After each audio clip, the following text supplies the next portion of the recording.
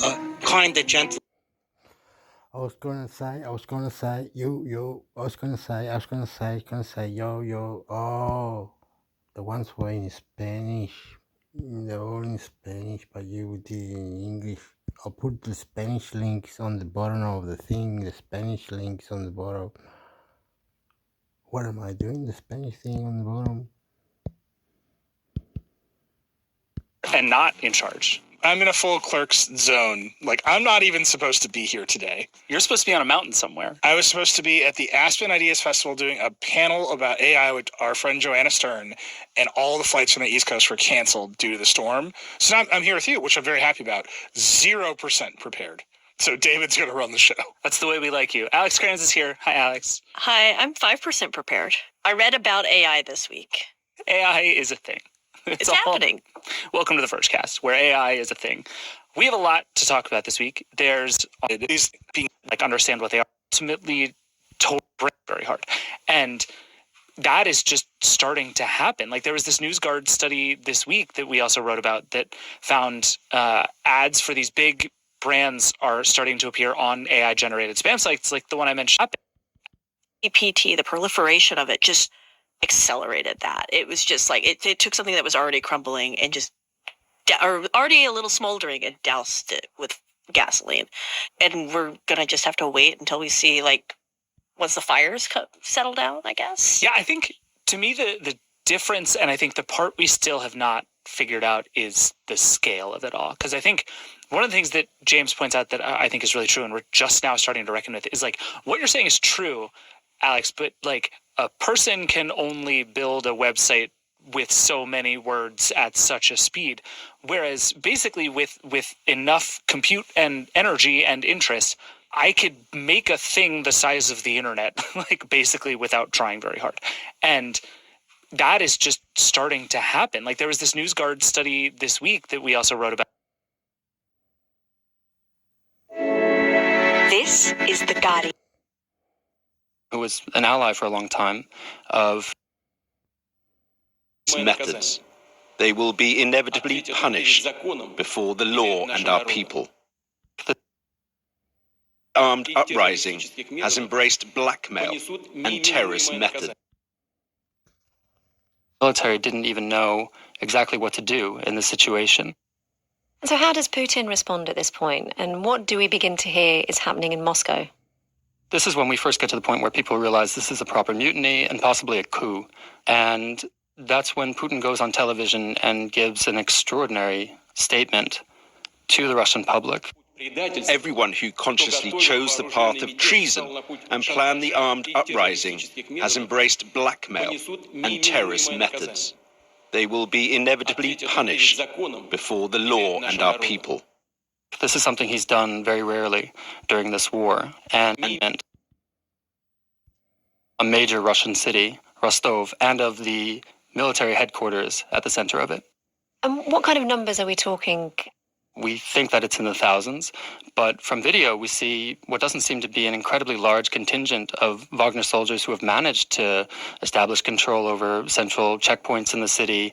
It seems like the Russian military didn't even know exactly what to do in this situation.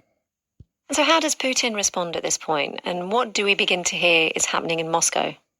This is when we first get to the point where people realize this is a proper mutiny and possibly a coup. And that's when Putin goes on television and gives an extraordinary statement to the Russian public. Everyone who consciously chose the path of treason and planned the armed uprising has embraced blackmail and terrorist methods. They will be inevitably punished before the law and our people. This is something he's done very rarely. AI is changing how we work, starting with the people media. On a platform, and they know they're working for companies that are training. Governor Jeza went inside the world of data annotation for this week's New York Magazine cover story in collaboration with The Verge. He says the people doing this work often aren't given much information about who or what it's for. They know that they work on a platform, and they know they're working for companies that are training AI, but it's often obscured through kind of inscrutable code names like Pillbox Bratwurst or something. Like, you can learn nothing about what you're working on from these names. And the tasks are so small that you, in a lot of cases, can't figure out sort of what you're doing or what you're training AI to do beyond like recognize clothing or something like that. And you write that this tangled supply chain is sort of deliberately hard to map. I mean, you spoke with data annotators in different countries. This is kind of an ephemeral and very dynamic network that is very hard to untangle. Yeah. If you think about it from the company's perspective, looking at the annotation they're requesting, it reveals a lot about what they're working on and how they're training their AI. But you also need thousands and thousands of people to work on it, often for low pay. And so it's hard to control leaks. And so one way of doing that is you tell the workers that they're not supposed to talk to anybody, even their fellow coworkers, about it. But then you also just kind of layer these sort of various layers of anonymity over the work. And so they couldn't really tell you much about what they were working on, even if they wanted to. And how much does this work pay? It varies a lot. So I talked to annotators all over the world. The annotators in Kenya that I spoke with, they were making $1 or $2 an hour. I also spoke with people in the US who were doing predominantly kind of domain-specific language stuff, like reading chatbot responses or even doing something more specific like programming. And they were making $15 to $30 or more an hour. So there's a lot of variability. Companies say that they try to adjust it for the users all over the world. The annotators in Kenya that I spoke with, they were making $1 or $2 an hour. I also spoke with people in the US who were doing predominantly kind of domain-specific language stuff, like reading chatbot responses.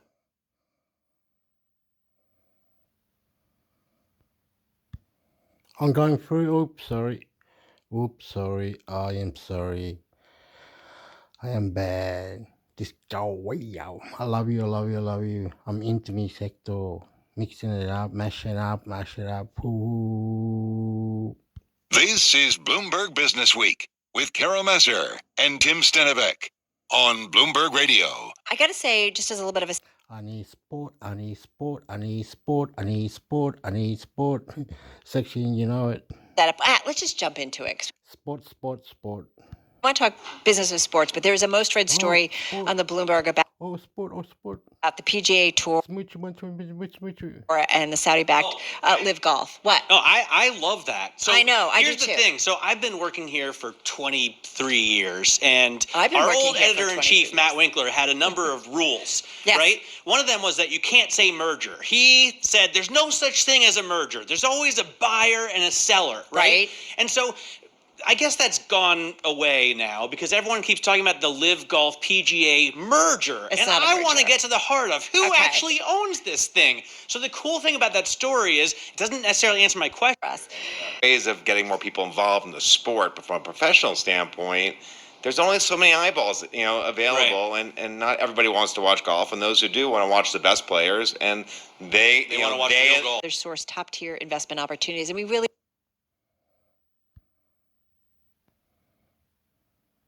Value means more at Arlise, thanks so much for getting on a call with us on this half holiday here. You have a report that your organization did on the outlook for 2023 that I found so interesting. One of the results saying that companies only have 6 months of runway left in the bank. That's according to almost a third of your company respondents there. What are the other big standout data points for you when it comes to that mid-year report from Crunchbase?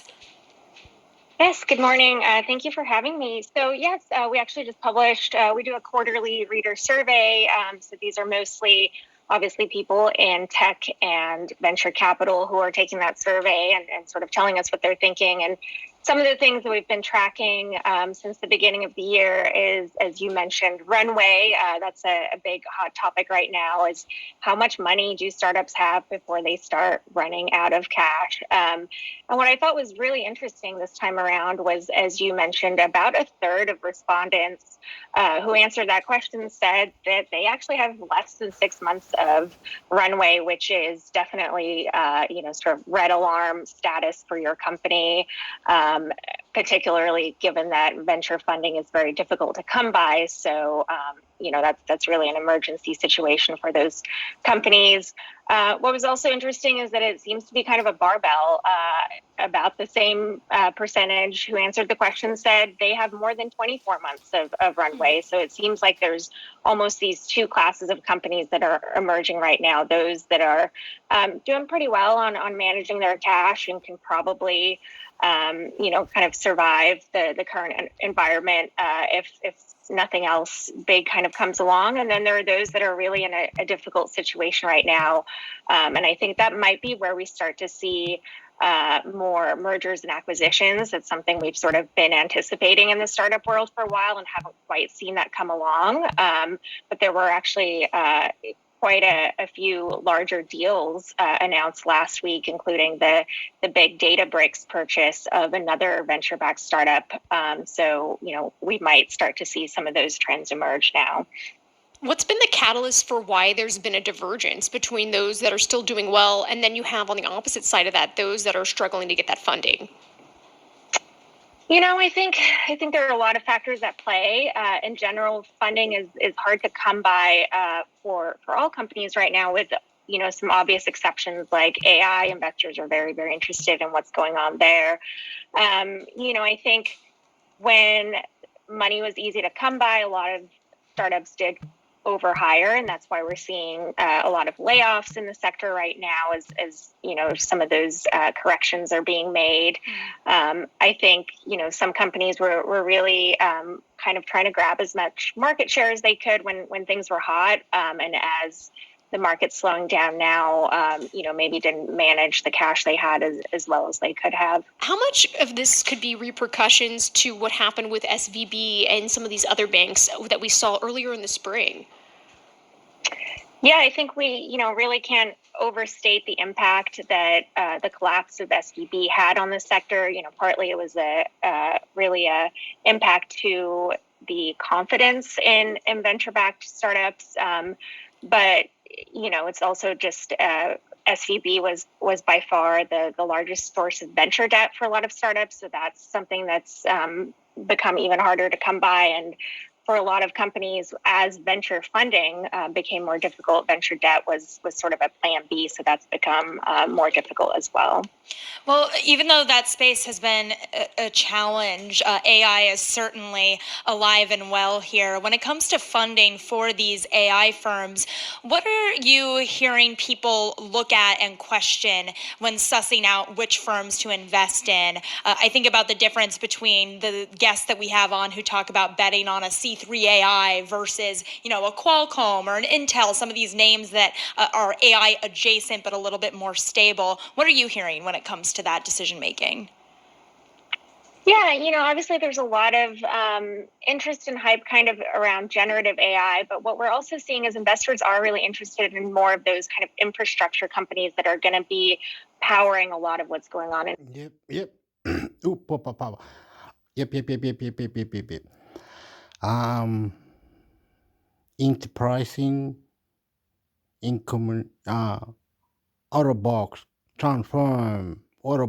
Transform, innovating, use these items and manage to talk to AI. And also you dig in, you put 50% and help how to database website. You can have your own website. More people click on it, the more money you make. Make it AI or intelligent robot, intelligent car, intelligent outer space. We will love you. I'm crazy now. AI and that are sort of, adjacent or tangential to the core AI companies. There's a lot of interest in that. I think one investor who spoke with us. ABC Listen. podcasts, radio. Plus, Google have just said goodbye to a crucial piece. Latest bit of sci-fi turned reality from billionaire Elon Musk is about to start human trials. So, would you try it? Plus, Google have just said goodbye to a crucial piece of technology history. Amazon have said goodbye to millions of dollars in a court case. And should we change the way songwriters are credited on streaming services? A crucial piece of technology history. Time to put it out to pasture. Chrome up to your television. Why are they? Google Chromecast. Why is Google... we worked through the 50,000 caveats first. All right, download the show is what you're listening to. It is your guide to the week in media, technology and culture. My name's Mark Fennell. What up? Our guest this week, Kate Webber from IT News and Cam Wilson, who is the Associate Editor of Crikey. RIP Google Chromecast. Why is Google killing the little dongle that you would plug into your TV and you could cast things from your Google Chrome up to your television? Why are they killing that? So I think they're killing Chromecast, or at least the original Chromecast, just because it's been a while, time to put it out to pasture. And they've been around for more than a decade now, and it's gone through several iterations. It's a loss that I'm probably going to mourn. Actually this weekend, I moved to a new place and brought out my TV. And when I got it out, I hadn't got it out at my last place, I just plugged in the Chromecast. And I was like, this is so easy and something that is happening less and less with tech products, which now kind of have to do everything. But when you get these tech products like TVs, which have smart TV features built into them, that means it's often it's X brand, all these different brands doing it in their own version of it, versus just this very easy, simple thing that you can kind of, plug in that makes it more modular, makes it much easier to me to kind of easily replace, upgrade if you need to, or just stick with it. So they have kind of said, we're now no longer supporting it. Now, you can still use them, but it means that they won't get any support and they'll slowly degrade.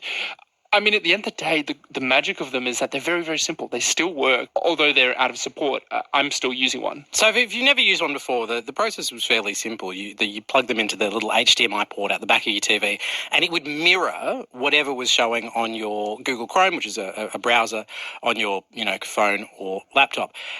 Is it one of those, if you look back over the history of technology, there's always kind of things that in retrospect look obviously interim.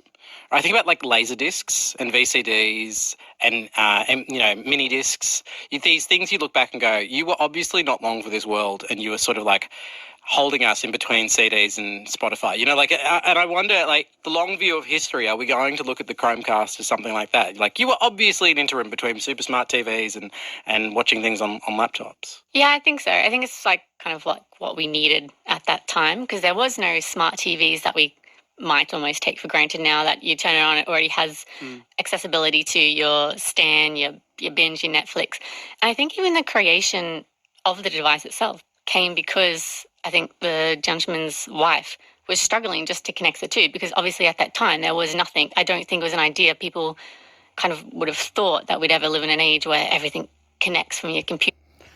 So Google Chrome kills Google Cast, the little gadget that goes on the side. I think I've got one somewhere.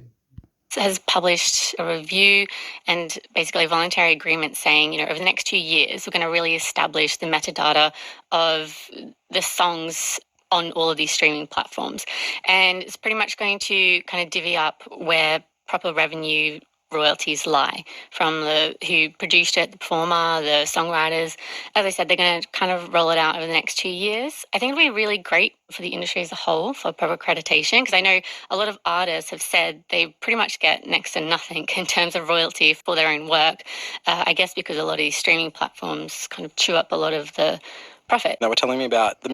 Yeah, but if the profit cannot be made with the profit like YouTube or other platform where you're making it or whatever it is, how do you know what's cracking, what's doing funky? Music artist Grimes, who happens to be share a child with Elon Musk.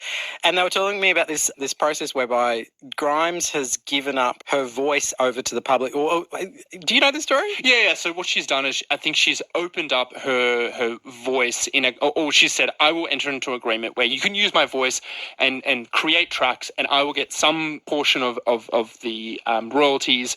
And so it's a kind of collaborative relationship. And I think it's really interesting because in some regards, it's like, treating someone's, not just their voice, but everything that comes with an artist, their image, all the stuff that we consume when we consume a track is like an instrument.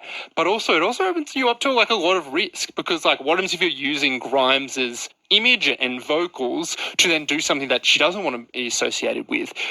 This is the kind of new world that's being made available both through technology, but also trying to understand different relationships with the legal relationships that we have between artists and other creators. And also, Kate, like if we're training AI on a certain artist, like say Grimes, for example, and it goes off and creates something new without her involvement, if it was trained on replicating Grimes, does she deserve some royalties back from that? And I think it's an essential issue that the writers over in the US are striking over for movie writers at the moment, which is like if you train AI to read 50,000 Modern Family scripts and say, cool, give me another 32, like at what point, and at what point are we saying that's an original creation by the AI, and at what point should the original creators of such thing be credited? Do you think Grimes would be owed something for having been instrumental in teaching the AI in the first place? It's time for Twink This Week at Google. Jeff Jarvis is here. And Pruitt. I'm mixing it up. Oh, I am blocker. Blocker.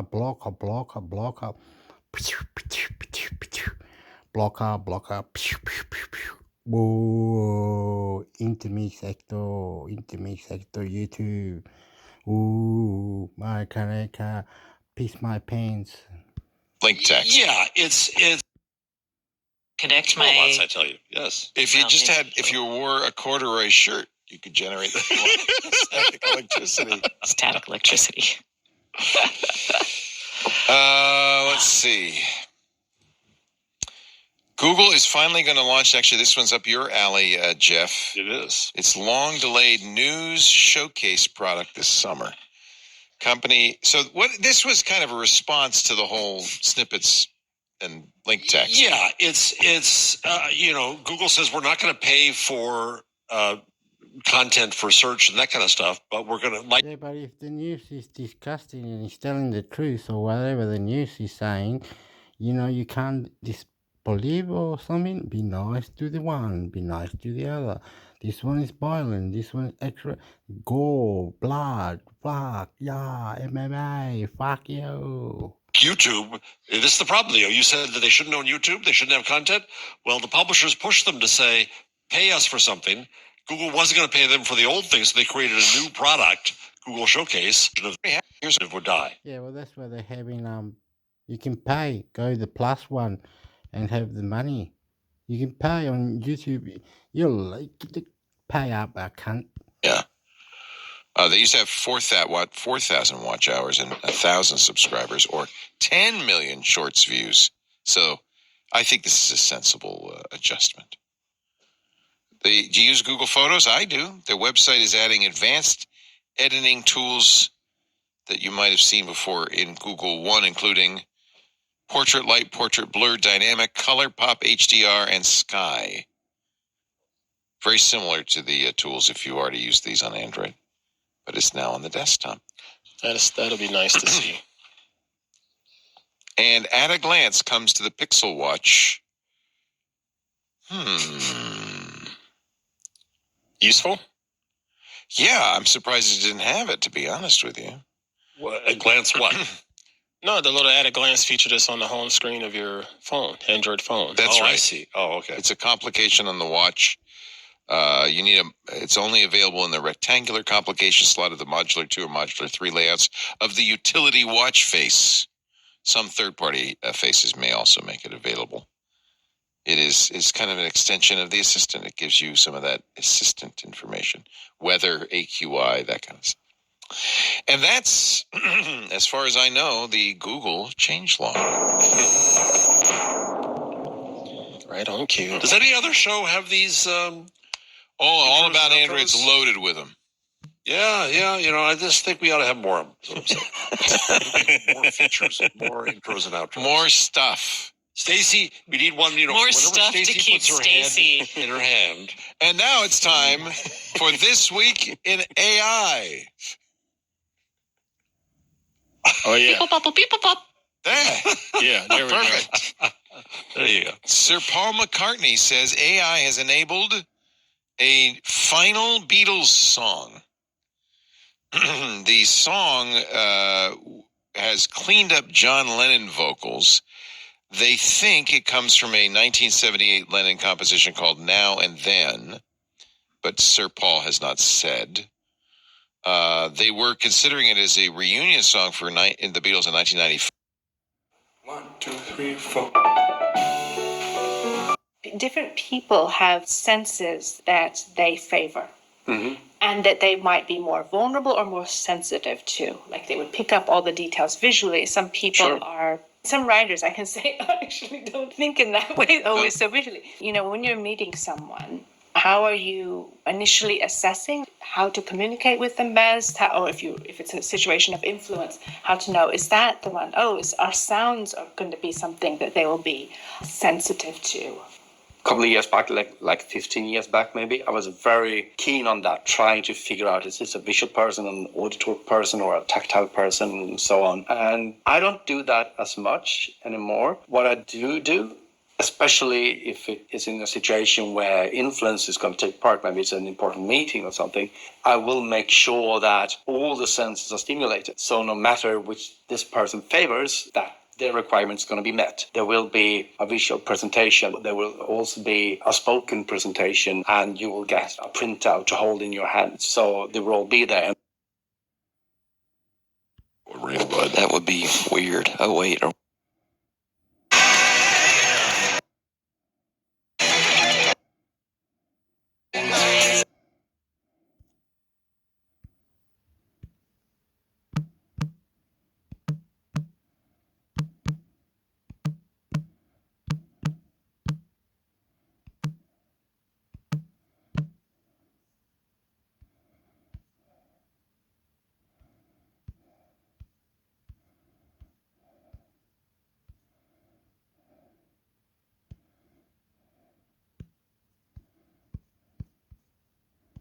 This is a Triple J podcast.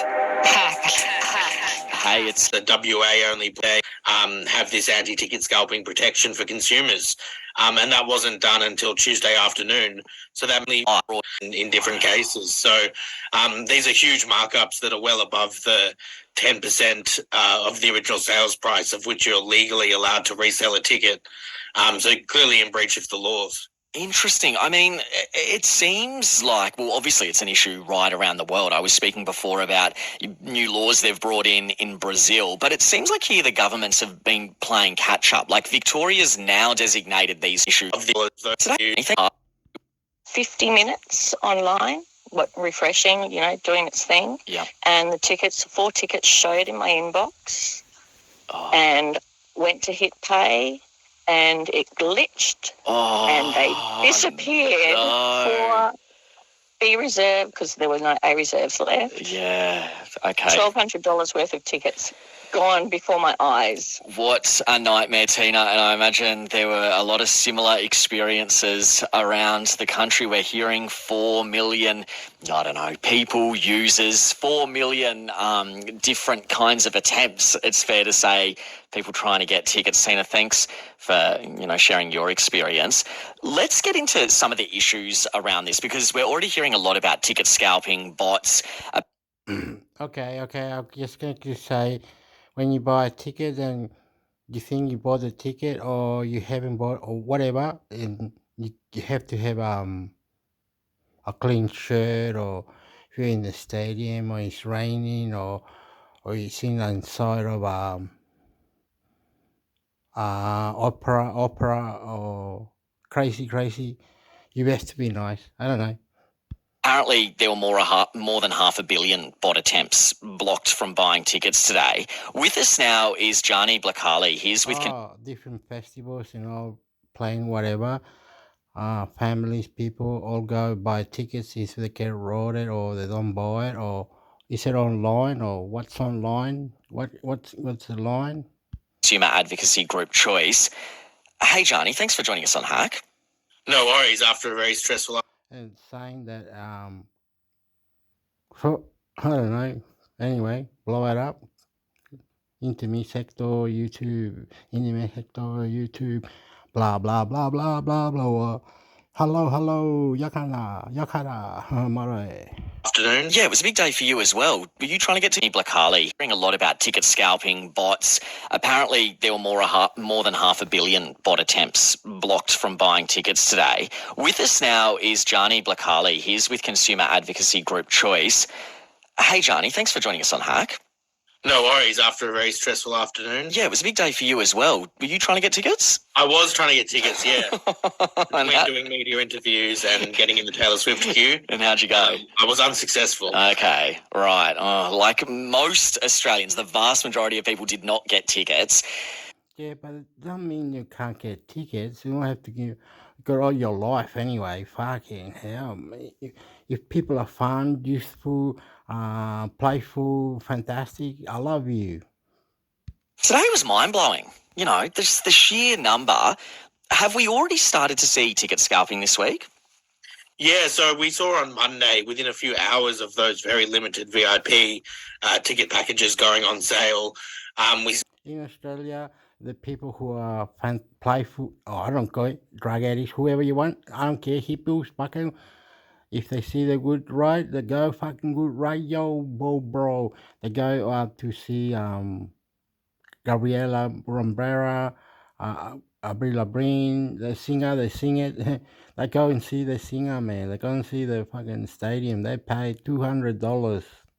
we saw reselling on websites like Viagogo for up to $2,600 and other people spotted them for above $3,000 in different cases. So these are huge markups that are well above the 10% of the original sales price of which you're legally allowed to They can't rip us off, man. Legit, man. S.J. Arms. sell a ticket. So clearly in breach of the laws. Interesting. I mean... Yeah, can't up. Question it. Debate. Hector. Okay. Understanding. Don't read the fine line and be as you told. Oh, faster. Get that. Blah, blah. Read the lines, please. It seems like, well, obviously it's an issue right around the world. I was speaking before about new laws they've brought in Brazil, but it seems like here the governments have been playing catch up. Like Victoria's now designated these shows as major events, meaning the anti-scalping laws apply. But I read that doesn't apply to the tickets that were on sale earlier in the week. Yeah, so Victoria has this kind of, I guess you'd call it a loophole in the law that only events that the minister designates as major events have this anti-ticket scalping protection for consumers. And that wasn't done until Tuesday afternoon. So that meant that all this ticket scalping that was going on Monday and Tuesday morning was totally legal at the time. We also, we have been playing catch up for a long time on this. WA only brought in anti-ticket scalping legislation in 2021 in response to the AFL Grand Final being held over there. And we think that instead of each state and territory kind of having different laws with different quirks and loopholes in them, there needs to be a national approach to this. So between the states, and we'll talk here about New South Wales and Victoria because that's where the shows are being held, what is the difference? Like in New South Wales, for instance, what are the rules? So in New South Wales, the law prevents the posting or the reselling of tickets for above 10% of the original sales price. But that applies to all events, whether they're major or not. So, your smaller concerts, things like that, the law just automatically applies to all events. Where in Victoria, that they also have the 10% rule, but it only applies when after the minister has designated the event a major event. So you're calling for these nationally consistent laws. Is there any particular way Choice would like to see them look? That would be up for the policymakers to get into the details of it, and obviously the states and territories as well would have a say. But I think it would just give certainty to people as well. Like we know with Taylor Swift, for example, there's a lot of fans who are going to be traveling interstate from the other states that don't have shows to see her shows in Victoria and New South Wales. And they might not know the intricacies of the different state laws and how they differ from their state laws. And we just think that a national approach would give certainty to buyers, but also to people who legitimately buy tickets and can no longer attend for whatever reason and might want to sell them on in a legitimate way. Yeah. As a consumer advocacy group, is there any advice for people out there, of which I'm sure there are so many who are desperately trying to get their hands on tickets still? They're going to be trying anything. What would you say to those people? I would say that even though it's really tempting to steer clear of websites like Viagogo, like the Ticket Merchant, that are selling these scalped tickets at inflated prices, because we've heard countless stories of people who have paid hugely inflated prices for concerts only to never receive their ticket, or to receive fake tickets, or to be turned away at the venue, which the law in New South Wales allows as well. So, even though it might be really tempting and you might be willing to pay $3,000 to see Taylor Swift, you might not end up getting what you pay for. Interesting. All right. Well, we'll definitely be keeping on this because it's not all over. We've still got Friday to go, Yes, and there'll be still got Friday. so many people desperate to get their hands on tickets, including producer Hannah, who's just really giving me a look right now, saying, "I won't be working Friday. I'll be in those queues." Gianni Placali from Choice, huge day. Thank you very much for coming on Hack. No worries, thank you. We've got some messages coming through. Someone says, "Okay, guys, I just got tickets now. VIP, be reserved." So it's not sold out in Melbourne, that's for sure. We just hung in there. That was from Lisa. Another person says, "What a waste of money and time, all for bragging rights. Better to see an up-and-coming act rather than Taylor Swift." Someone's, very strong opinion there. Another person says, "Taylor Swift's issues sound just like my issues dealing with Commonwealth Bank this week after banking systems went down. I hear you on that one." And another person says, "I got in after 1 hour but was told my card didn't." This is a Triple J podcast. Hey, it's Dave Marchese. Welcome to the Hack Podcast. Imagine living in one of the happiest countries in the world, where happiness is a government policy. It's seen as more important than the budget bottom line. Sounds like a fairy tale. Countries in the world, and it's really resisted every type of steroid under the sun, and he was actually hospitalized from it. He lost 45 kilos. You might be going right, but it does seem that young men are mostly affected. Is that fair to say? I think if schizophrenia and live in different countries, or tourism, or moving from country to country, or living in different country, moving from country to country, different laws, way of living, how they react, how they talk. Do you speak that language? Yeah, we don't have great It's mental health issues. I've got mental health issues. data on the gender distribution, but from our estimates, there's probably at least 80% of people affected would be males. So it's kind of the opposite of what we see in anorexia. Anorexia affects primarily females. Muscle dysmorphia tends to affect primarily males. We do have someone on the text line saying, as a female personal trainer, I went through this. I used to weigh everything I ate, never thought I was fit enough. Pics show that, I had a six-pack and was ripped. That was from Beck. How do the symptoms present themselves, Jordan? Like, how do you know if you might be going through this or if a loved one might be going through this? Because with other eating disorders, maybe it's a bit easier to see or maybe it's not. But with muscle dysmorphia, I imagine it's pretty easy to mask. Yeah, it's a really good point. And I think from the outside, it can be very difficult to judge whether someone does have muscle dysmorphia just based on their body alone. But there are a number of signs that we look for as psychologists. One is, how preoccupied is this person with the idea that they don't have enough muscularity or leanness? And so if you notice them constantly checking in the mirror or scrutinizing their body or potentially asking for reassurance about their size, that's often a really big one. We often see people with this disorder also very self-conscious about showing their body in public. Something as simple as, going to the beach or pool, something that we take for granted, might be incredibly stressful for someone with this disorder. And then another really good indicator as well is steroid use. It's not a one-to-one. Not everyone who has muscle dysmorphia takes steroids, but that's often a yellow flag that someone might have muscle dysmorphia as well. Okay, so there's some of the things that people might be looking out for. How bad does it get? Like in the worst cases, what kind of things are we seeing? Yeah, I mean, it can be really debilitating. I've seen it firsthand from running this clinical trial that we're working on now. One of the people in the study was weighing 130 kilos. He was training almost 3 hours every day. He was eating 6,000 calories a day.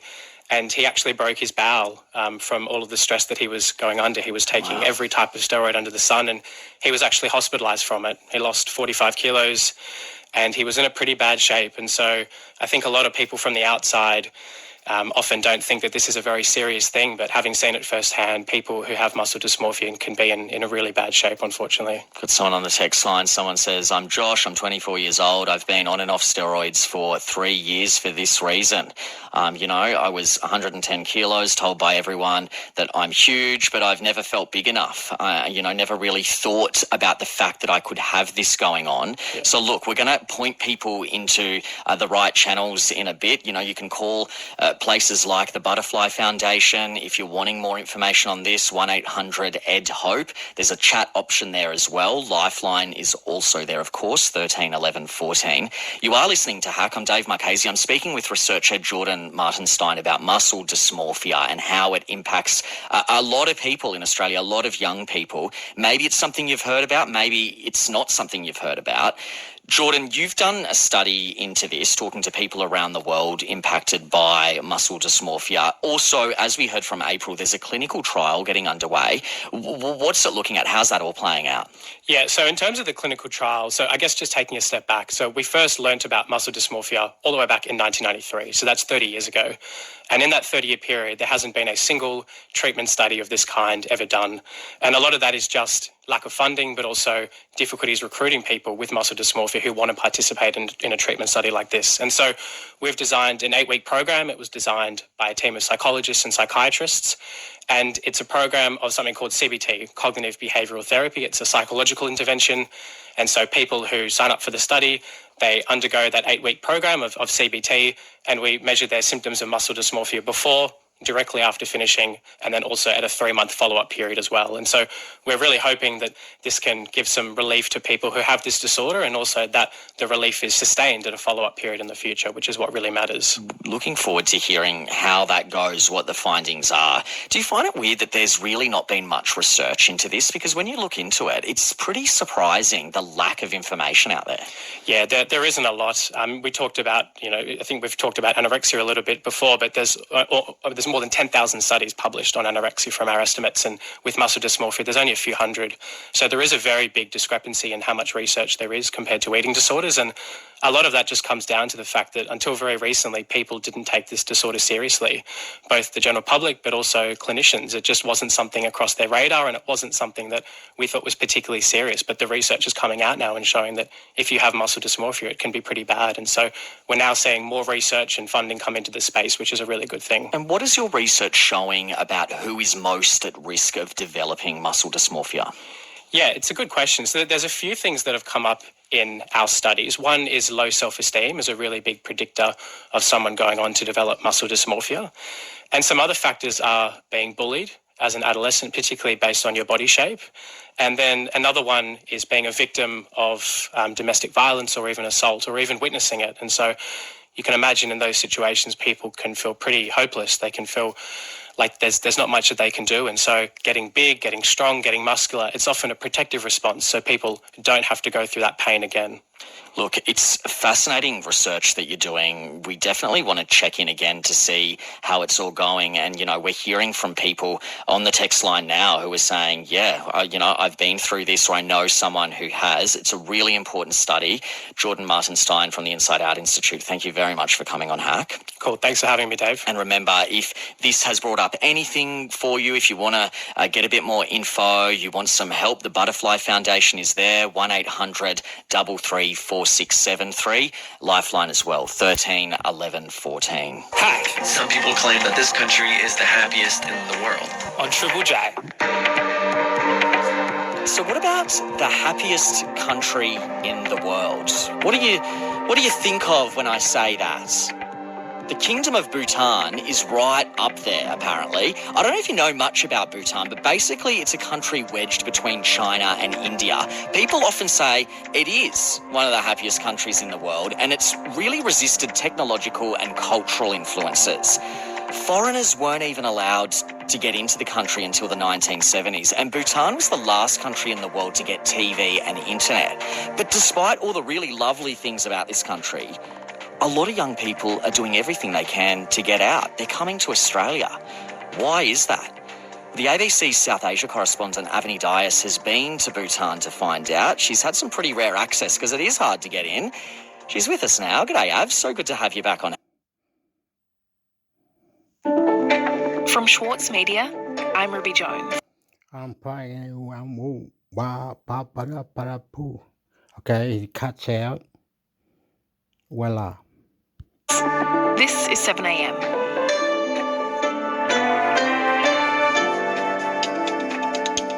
We've been promised a new era in federal politics. The National Anti-Corruption Commission has been opened by its brand new commissioner, Paul Brereton. Above all, this commission is the realisation of an aspiration of the people of the Commonwealth. And between opening on Saturday and Monday morning, it had already received 44 referrals for investigation. We know that you are watching expectantly, and we are very conscious that it is in your interests and for your benefit that we must exercise our functions. But the way the NACC has been designed could mean it struggles to meet the public's expectations that it really can clean up Canberra. Today, senior lawyer at the Human Rights Law Centre, Kieran Pender, on why the NACC wasn't designed to protect whistleblowers.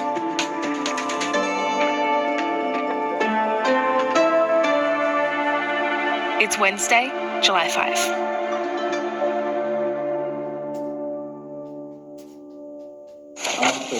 Thanks, everyone. I think we will commence. Today, can I welcome the representative from the Human Rights Law Centre, Mr. Pender, who's going to give evidence today. So, Kieran, the National Anti-Corruption Commission officially began operations this week, and last year, when the government was actually drafting legislation for this new body, you appeared before a parliamentary committee in Canberra to talk about what were, in your view, shortcomings in this draft bill. So tell me a bit about that inquiry and what your concerns were. So I remember this really well because I was in hospital with appendicitis when I got this email from the Joint Select Committee on the National Anti-Corruption Commission legislation asking me to appear at this hearing. I regret that I was unable to make a written submission to the committee, which I intended to do so before being unexpectedly preoccupied with appendicitis last week. And I'd literally just had my appendix taken out, but I thought this was so important because without whistleblowers bringing information to the Commission, it won't be able to do its job. At the moment in Australia, we don't have the laws and processes in place properly protecting whistleblowers, and so this was a great opportunity to get that right. And if we think about so many of the big instances of corruption and misconduct in Australia, so many of them, even just in recent times, alleged war crimes in Afghanistan, the Banking Royal Commission sparked by whistleblowers, mistreatment of refugees and asylum seekers, human rights violations, corruption, government misconduct, corporate misfeasance. So many of these big scandals have been triggered by people speaking up. And so we have to protect and empower those people to speak up to the NAC, or it won't be able to do its job. Right, so when you go to Parliament to advocate for whistleblower protections, what do you say? What do you tell them needs to be done?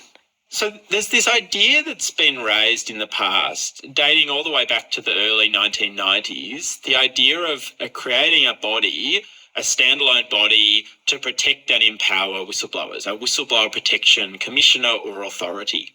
So first recommended in the early 90s, again recommended in a parliamentary report in 2017. And then when the crossbench put up anti-corruption body bills, it included a whistleblower protection commissioner within it, which is a really important idea and a really important way to ensure that whistleblowers who contribute to the anti-corruption body are protected and empowered, not punished for doing so. Unless the NAC can foster trust and confidence among such individuals that they'll be protected and empowered in speaking up, they will remain silent. The current NAC bill does the bare minimum when it comes to protecting whistleblowers, and it must go further. I like to compare it to other bodies. You know, if you're being underpaid at work, if you're being mistreated at work, you can go to the Fair Work Ombudsman. If you're being harassed or discriminated against at work, you can go to a Human Rights Commission. But if you want to blow the whistle, you've got nowhere to turn. And so that's why setting up a Whistleblower Protection Commission is so important. And the creation of the National Anti-Corruption Commission was a prime time for it to be done. This would be a body that oversees and enforces whistleblowing law, but it would have a central critical function within the NAC, protecting and empowering NAC whistleblowers. And I would submit that that is central to the operation and the effectiveness of this body. Unfortunately, that body was missing from the government's legislation. It wasn't in the draft bill. And so I went to the committee and said, look, this is the single most significant thing the government could do to protect and empower whistleblowers would be to establish within the National Anti-Corruption Commission an office dedicated to protecting whistleblowers who bring information to it and whistleblowers in Australia more broadly. And so what kind of response did you get then when you raised that idea? Well, unfortunately, a Whistleblower Protection Commission is not in the bill that ultimately became the National Anti-Corruption Commission. The government has committed to a discussion paper this year about whether we need such a body. I think the need is evident and we should be getting on with talking about what it looks like and how it can be done. I think it's important we don't undersell the significance of the establishment of the NAC, the National Anti-Corruption Commission, but unfortunately it's missing this critical element, robust protections for whistleblowers who go to it. You know, the bill does contain some limited provisions to protect people who bring in information, but that law is flawed, fatally flawed. The ability of people and the confidence of whistleblowers to go to the National Anti-Corruption Commission to bring examples of wrongdoing and corruption, that's not there. Right, so you're saying that this body, the NAC, has been established and it relies on people coming forward, blowing the whistle on corruption to be able to function, but at the same time, it offers little protection for those who do. So what are the potential consequences of that for someone who might want to come forward? Well, I just think people who see corruption will be concerned about whether or not they'll be safe in bringing information to the National Anti-Corruption Commission. Now, there are some protections there. It does fit into a wider framework, but that framework at the moment is not working. And so that's why it's so important we get this right. Now, the government has introduced a first phase of whistleblowing reform. It's promised more, but on the critical issues, it's not moving fast enough. And I think that leaves the NAC in a really awkward position because people will want to go to it, but they'll be afraid about whether they're going to be protected in doing so. And right now we have 2 whistleblowers facing prosecution. We have a number of whistleblowers in the courts with their employers suing them. We have a history and a lot of evidence showing that when whistleblowers speak up, too often they are punished. And we've got this new body opening its door saying, come to us and tell us about these issues. But a critical component of that to ensure the people who bring the information to it are protected and empowered, not punished and prosecuted, is missing. We'll be back in a moment.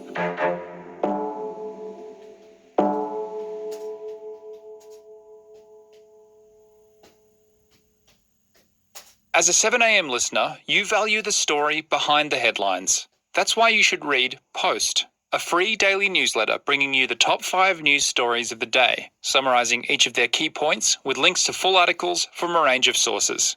Get the news you need to your inbox. au/newsletters.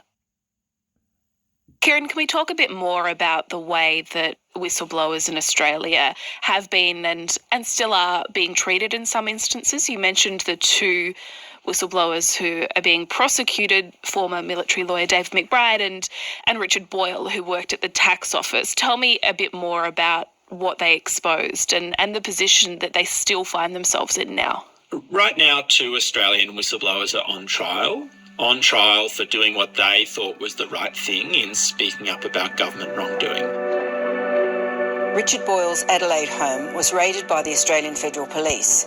It was days after the former tax office employee spoke to ABC's Four Corners program about debt collecting tactics used inside one of Australia's most powerful institutions.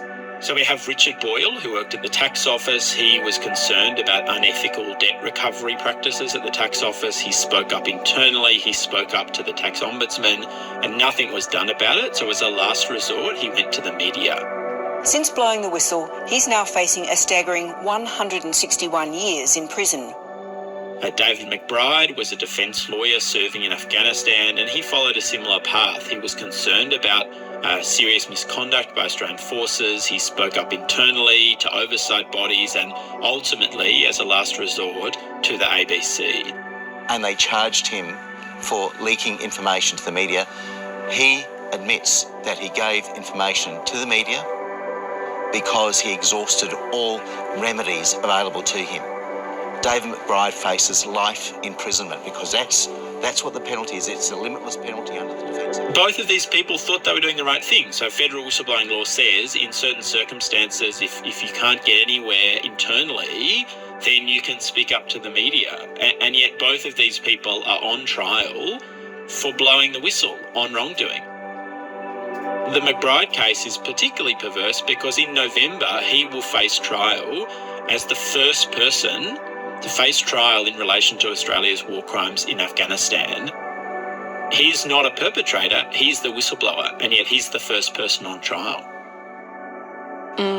Yeah, and the legal action against both of these men, it began under the coalition government, but so far what we've seen is Labor is willing to continue those prosecutions. Tell me more about what the Albanese government has said when it comes to these two cases. So I was really hopeful that the Labor government would end these prosecutions, and they did get off on the right note. They dropped the case against Bernard Collaery, the lawyer who, together with his client witness Kay, had allegedly blown the whistle on Australia's espionage against Timor-Leste. Today I have discontinued the prosecution of Mr Bernard Collaery under Section 71 of the Judiciary Act 1903. My decision was informed by our government's commitment to Australia's national security and our commitment to our relations with our neighbours.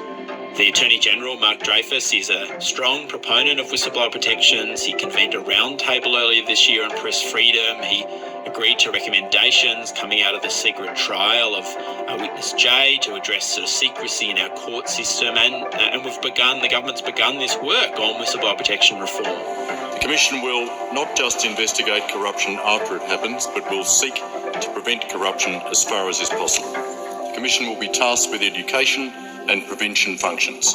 The Commission will provide guidance and information to support the public sector to identify and address vulnerabilities to corruption. So there's a lot of good stuff happening, and the government is to be commended for that. But at the same time, these two cases continue. Dreyfus has consistently refused calls to intervene and discontinue the prosecutions of Richard Boyle and David McBride. He's refused to exercise that same legal power that he used to end Bernard Collaery's case. And he's also refused to do other things. So, for example, in the Richard Boyle case, he was unsuccessful in relying on a whistleblower defence. He's now appealed. The government was asked by different groups to intervene in that appeal, and he's refused to do so. So there's these two prosecutions ongoing, and they're really the canary in the coal mine. We've got some really positive stuff taking place, but for as long as two whistleblowers remain on trial, it significantly undermines good work by the government on transparency and integrity in this country. Yeah, Kieran, what does it say to you that just as the government is trying to unveil this new era of anti-corruption and accountability through the establishment of the NAC, that they are still forging ahead with the prosecution of these two whistleblowers who really tried to bring on that kind of accountability? It's deeply frustrating. The government has acknowledged these laws are broken, they need to be fixed, and they've committed to fixing them. But at the same time, we're leaving these two men who just tried to do the right thing to their fate under these broken laws that they thought would allow them to speak up in the public interest. That's really unjust and significantly undermines transparency in our democracy. To be as simple as possible, the core point is both of these people exposed government wrongdoing. No one denies that there was wrongdoing at the tax office that was exposed by a number of independent inquiries. There's significant evidence that shows alleged war crimes committed by Australian forces in Afghanistan. But the two people who pointed that out, who made Australia a better place by exposing that wrongdoing, those two people are on trial. That's not right. And just to come back to what's at stake here for the NACC, I mean, is there a risk, do you think, that it's being set up to fail here, that by not having protections or enough protections in place for whistleblowers, people won't feel like they can maybe give the evidence that they want to give, and then the body won't be able to meet what I think are pretty high expectations of it from the public at the moment? The National Anti-Corruption Commission is a really important step forward for integrity in Australia. I don't want to underplay that. I don't want to sort of be seen as a downer. This is a good step forward, but it's not enough.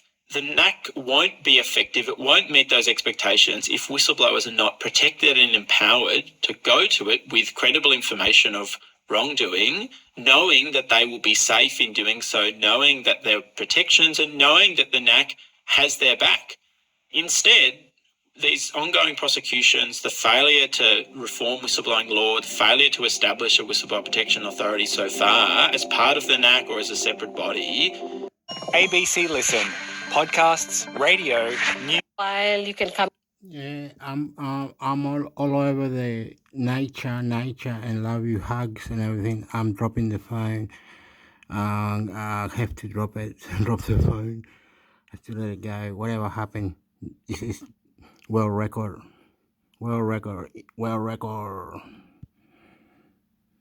And they got little claws on their flippers, so 2 claws. That's one of their distinct features. And they'll hang off a mangrove branch into the water at high tide and pick off the fruits and eat them. So they're a pretty show-offy turtle. So they'll have mangrove fruit. Sometimes they'll have little fish, but they love little crabs. And so the people, especially in the Delta, tell you if you really want to catch a pig-nosed turtle, you put a little red crustacean at the end and they'll come for it. You can't resist they that can't crab. resist. So I tried out, one time I had some at home. And I just hatched a nest and I put like sweet potato and chicken and they all went for the chicken. So it goes to show who loves meat. You describe how big they are. Are there any animals that eat them?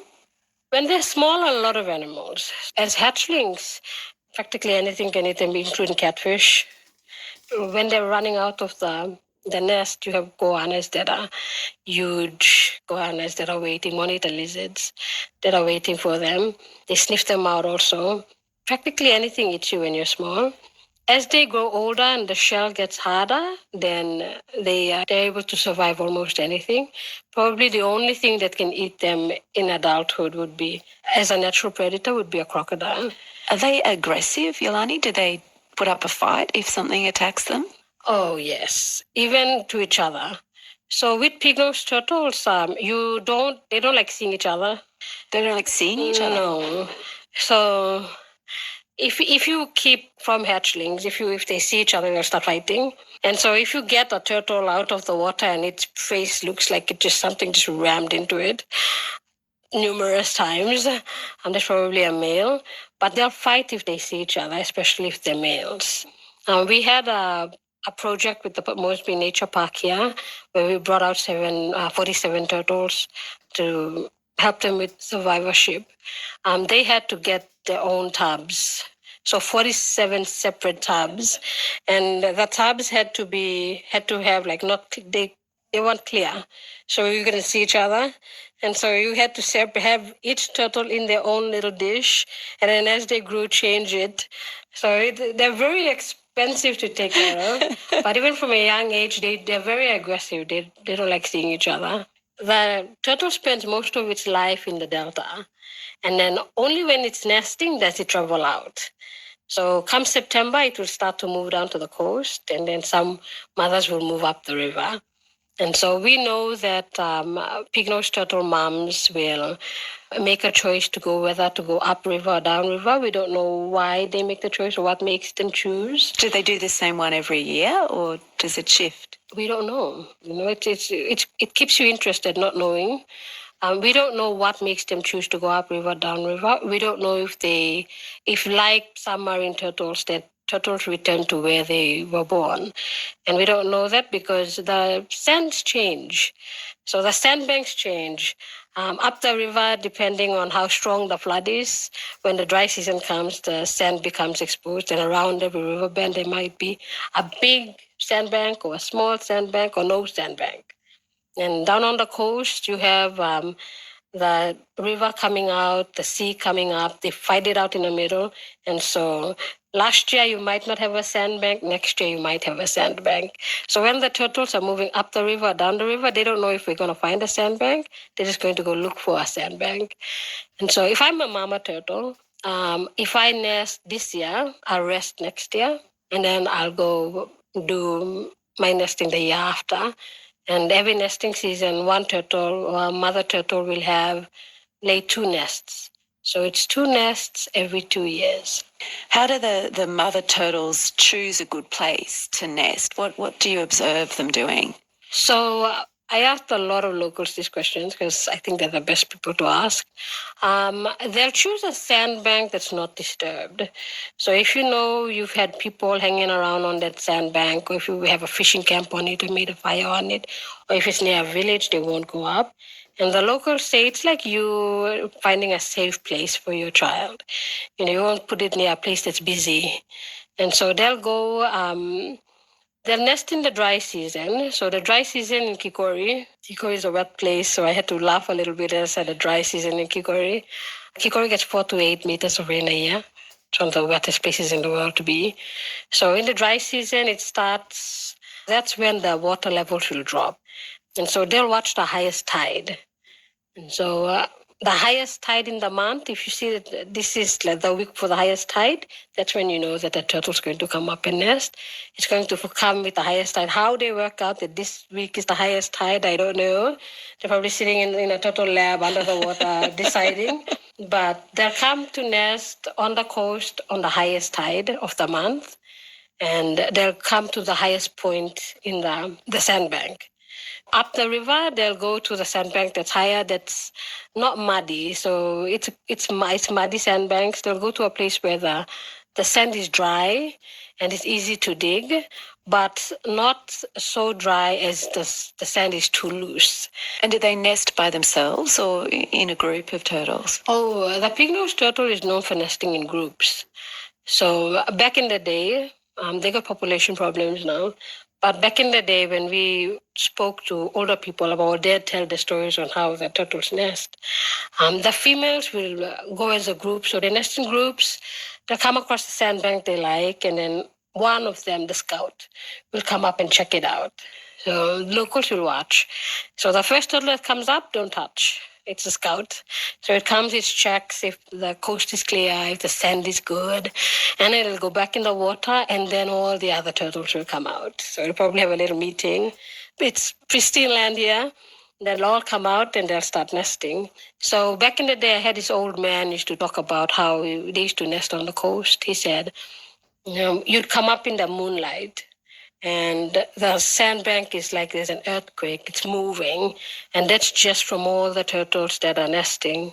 And back in the day, they had really, really long canoes. So canoes were like over 10 meters, 7 to 10 meters long. And you could fill up an entire canoe with eggs. Today, if you're lucky, you'll catch maybe 5 pig-nosed turtles on a sandbank, if you're lucky.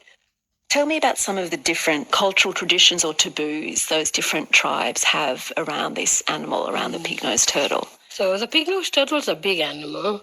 And usually when you have a big animal that looks like the way it does, there'll be stories about it. So in a lot of the cultures in the Kikori, it's acknowledged that it's like a mother species, so an origin species. So there'll be some clans that are related to it or come from it, or it's instrumental in making another clan, having some relationship with another animal that made another. So you have a sister species and things like that. So it has a lot of stories in culture that have gone to form taboos and custom. With some customary practices. So, for example, the Rumu back in the day, the Rumu tribe from which piku gets its name, piku, the men were not allowed to eat piku back in the day during the times of war.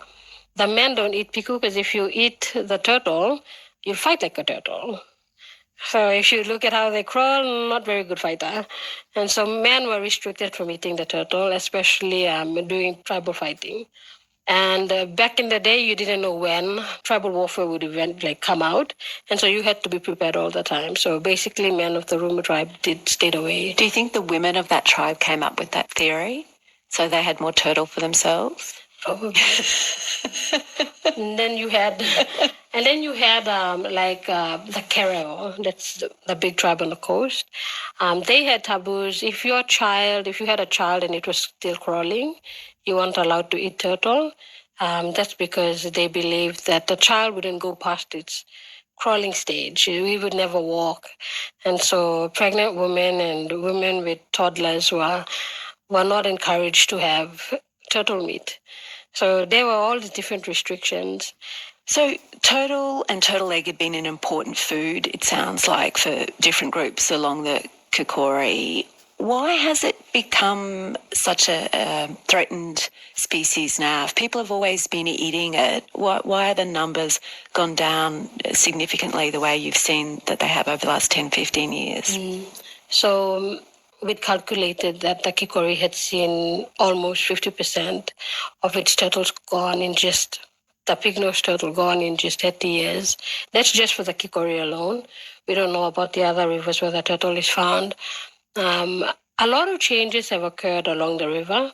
One of the biggest changes is tribal warfare has stopped. And so back in the day, you didn't have houses near the river because they would be the first houses to go in a fight. And so a lot of people, they didn't live near the riverbanks, they lived inside. And you didn't have big villages, it was easier to burn down, depending on your tribe.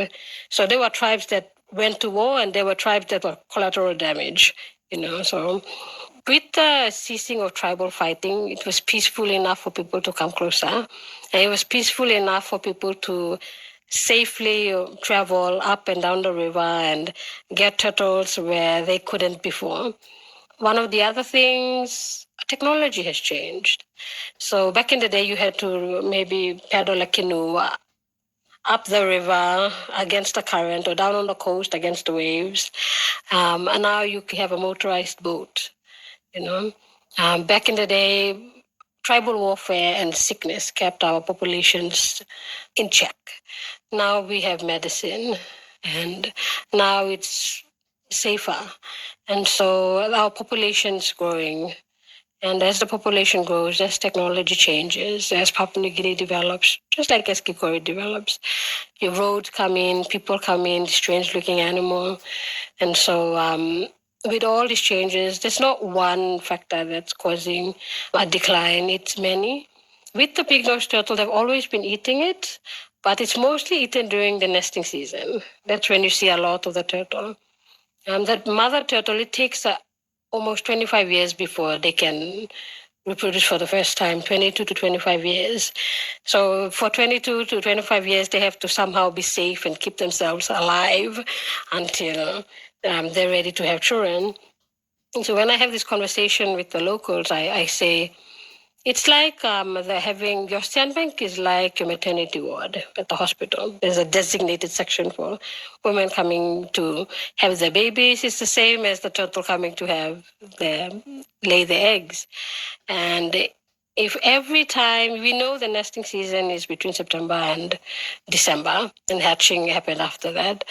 If you had an enemy tribe or clan that constantly, every single year, hit your maternity ward, you'd have a problem with your population, yes? Because they take out all the women and they take out all the children. And how can your village grow? And that's the same thing that's happening with the turtle. Every year you're taking out the mothers, the factories that make these eggs. And then the eggs that do survive have to survive 22 to 25 years before they can lay their first egg. What is it about the way that the mother turtles give birth that means they're extra vulnerable to being attacked or killed at that time? When a pig-nosed turtle, I think much like other turtles, gives birth, it digs its chamber, and when it's laying its eggs, it goes into a trance. So it has no idea what's going on around it. You could sing, dance, play the drums next to it. It completely not with you. And so while it's in the trance, that's when it's most vulnerable. And so people can just turn it over. And once you turn a turtle on its back, it becomes very difficult for it to flip itself over. And a lot of turtles get harvested that way. And then you have them nesting in groups. So if you had them a single turtle nesting at once, you'd have a higher chance of others being safe. But when you nest as a group, you get taken as a group. You're describing the way that the people along this river have been living and eating and observing these pig-nosed turtles for tens of thousands of years. They've got such deep knowledge of the animal. When you first turned up as a scientist from outside the Kakori, what did they think of you? I was probably the first Papua New Guinean to work down there. They'd seen scientists work with the pig-nosed turtle before. The University of Canberra has had work there with WWF. I was probably the first Papua New Guinean to be there, and I wasn't from Kikori. So like I said, the best way to get a rise out of Papua New Guineans is to challenge them. And so the first thing they asked was, why you? She's female. Kikori is very patrilineal. She's short. She's loud. All the things that irritate people. So why you and not us was one of those questions. And then the great thing about being Papua New Guinean and having the challenge amongst ourselves was they got to ask me all these things. Why are you here? There's no problem with the turtle. And that was the first conversation that had to happen. Before we could do anything about the problem, we had to acknowledge there was a problem. And so Carla's work there had started people talking about the turtle and looking at the data because they collected it themselves. They monitored sandbanks. And so when I went down, there were lots of questions they wanted to ask Carla but couldn't. When I went down, they got to challenge me and ask me these questions. And so why is it so important to you? And that's when I turned it back. Why is it important to you? I'm from Medang. We don't have the pig-nosed turtle. And when I go back, I don't care, So you have you have to have the conversation in a way that challenges people to get up and take action over what belongs to them. When you look back, Yolani, what are some of the mistakes you made in how you had those conversations, or what assumptions you made about the people there and their relationship with the environment around them? I made a lot of mistakes. I don't know where to start. Talk about the number of mistakes I made. Sometimes I sit back and I look back to me first going there and I think, I'm so surprised they were this patient with me. There was a lot of explaining. There was a lot of stupid things I did. Like what? How you walk into a man's house. So it's with the different tribes, there are different ways to act, which is crazy because the tribes you can go from one tribe to another tribe's land in 5 minutes, just crossing over a drain that you can't see. But as soon as you go over, it's somebody else's land now. And so with different cultures and different languages, different customary practices on how you're supposed to behave, how you're supposed to act, how you're supposed to talk, and the places you can and cannot go, and how you sit, where you sit. So all these things. I think the biggest mistake that I went in with the head of a biologist and the head of a university student. So I went in thinking I knew things. And now I look back and I realize I didn't know anything. But once you sat down and listened, you learned more. And so I probably made a lot of sentences that they knew were inaccurate. And they test you. That's what they do. They'll test you the first time. They'll ask you questions like, oh, so why is this thing like this? And they know the answer, but they want to know if you university student with a degree know like anything. And so they'll test you, and I definitely fail a lot of times. I think with the Kikori and them, accepting me was the fact that I didn't leave. I kept coming back. And so they realized we tested her, she's failed, but she keeps coming back. So, would people correct you? Like, how did you realise you'd done the wrong thing? Is it something you just observe, or do people take you aside and say, hey, when you enter a house, do it this way? Or depends on the tribes. It depends on the people. It depends on the village. Like, there's some places where the woman will take you aside. There's some places where you didn't realise it was a mistake until 4 years later. When you're like, oh, yeah. And then there's some tribes that will outright tell you, and they'll just get mad in your face or become aggressive because you did something that was. And so a lot of times I'd sit there having someone screaming at me and trying to figure out what's the point of this screaming thing. Why are you angry? Before I got it. And you're also open to when people scream at you or shout at you. You don't take it. I don't take it personally. I take it as another form of communication, and I say, like, I prefer if you're angry to my face than angry behind my back, because I don't know what you're plotting behind my back if you're mad at me, but smile at me. And the thing with Kikori is they're very expressive people. I don't think it's just Kikori. I think it's most rural Papua New Guinea. When we're sad, we cry. When we're angry, we get mad. When we're really angry, we break stuff. So you accept the emotion and you express the emotion. And so when I come to Port Moresby, I have trouble with that because I have to be diplomatic. you have to restrain yourself a bit. A number of factors, not even other people who live. Making us so welcome in Port Moresby, and to the guests who welcomed Richard into their homes in Suva. And our trip to the Pacific would not have been possible without the brilliant efforts of Conversations producer Maggie Morris. And a huge thank you to Maggie for her work over these past months and for being such an...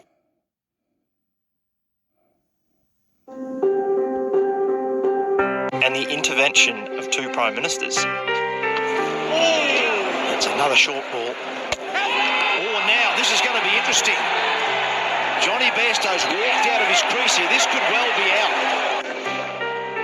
If you're a casual observer of the sport, you'd be forgiven for wondering how the legal stumping of a batsman led to the abuse of players and a borderline diplomatic incident.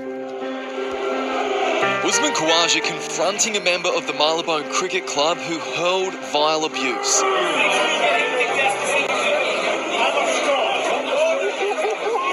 In the stairwell, the rest of the Australian team subjected to the same treatment.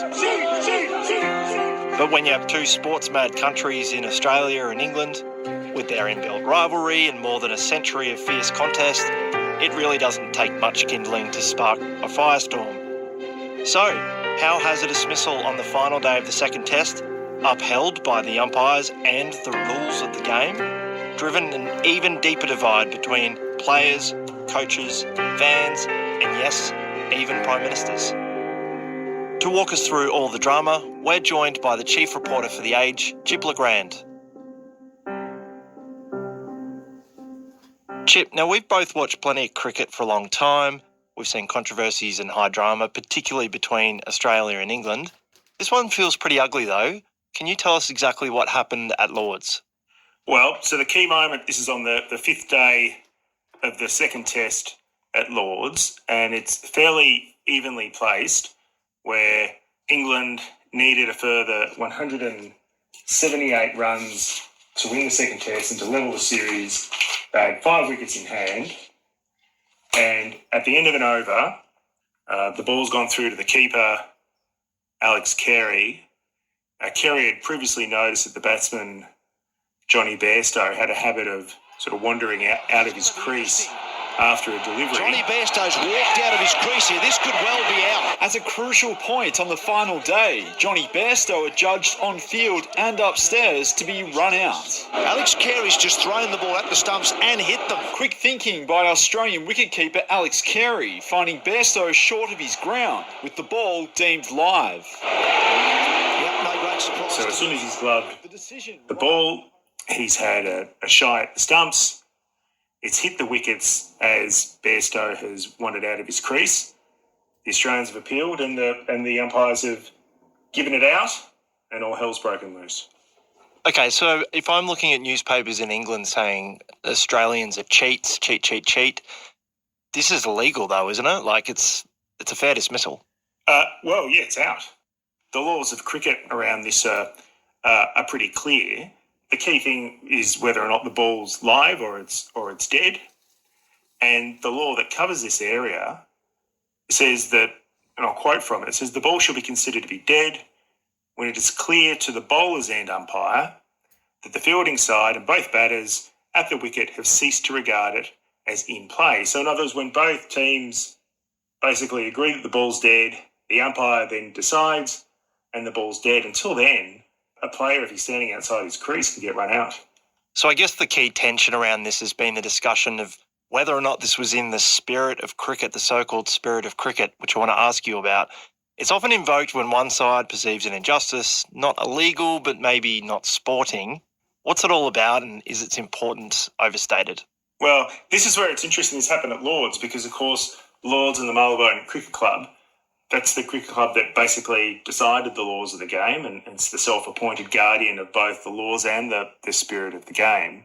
And really, the kind of notions that are evoked, they're kind of exactly what you'd expect in terms of just people playing good sportsmanship. So it's respect for your opponents, respect for your teammates, respect for the captains, respect for the authority of the umpires. One of the key tenets of it is to accept the umpire's decision.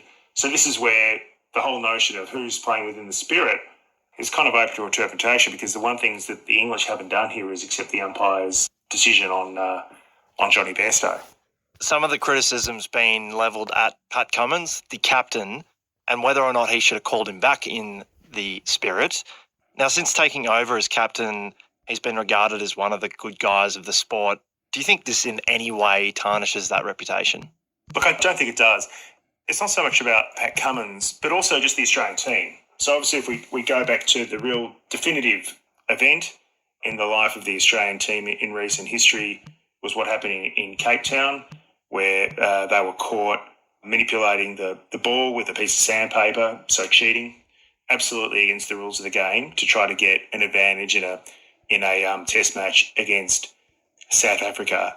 Since then, there's been an overhaul, not just of the personnel of the team, in terms of having two captains since, but players have come in and out, and really a bit of a cultural overhaul to the team. And so, part of what, if you think back to Cape Town, part of that was really this kind of snarling, uber-aggressive persona of the Australian cricket team. And I really don't think that the team under Pat Cummins has that. Cummins certainly doesn't have that as a captain, or even indeed as a fast bowler, despite how difficult he'd be to face on a seaming track. I mean, he's very fast, he's a very good bowler, but he's not your chest out, macho alpha figure in charge of that kind of a team. So I think that type of criticism is placed, and that's why I think in a lot of ways this particular episode, even though, we've had both Prime Ministers join and so forth, I don't really think it's got the... Yeah, it happens in the cricket when you're walking past an area where it's long and there's people with cameras and that, other people at the back with the alcohol, screaming, shouting. It's disgusting. It's sledging or some word Australia's got. Yes, Australia's got a word for it. And they do it in the field as well. Yes, they do it in the field, I think, as well. Like, got him out or whatever it was. Yeah, you do it in the field. They do it, and it's presented as being smart ass or whatever. My God. Anyway, I'm Hector. I'm into mixed sector. God, I love you. But look, this is nothing. This is nothing, because I see worse sometimes when a player might not like the race. You a monkey, you this, you that. No good. Like that, because you can just keep playing, forget about that, don't retaliate.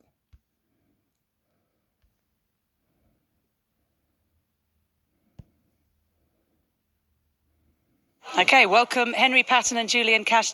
Henry, let's start with you. Tell me a little bit about how the breakthrough happened. Yeah, well, it happened quite out of the blue, really. Me and Julian had been planning on playing together for a little while. And yeah, I mean, it all happened very quickly. So we played 3 futures. Oh, explain. Let me see. Explain. Oh, no mucho. Opala. Explain.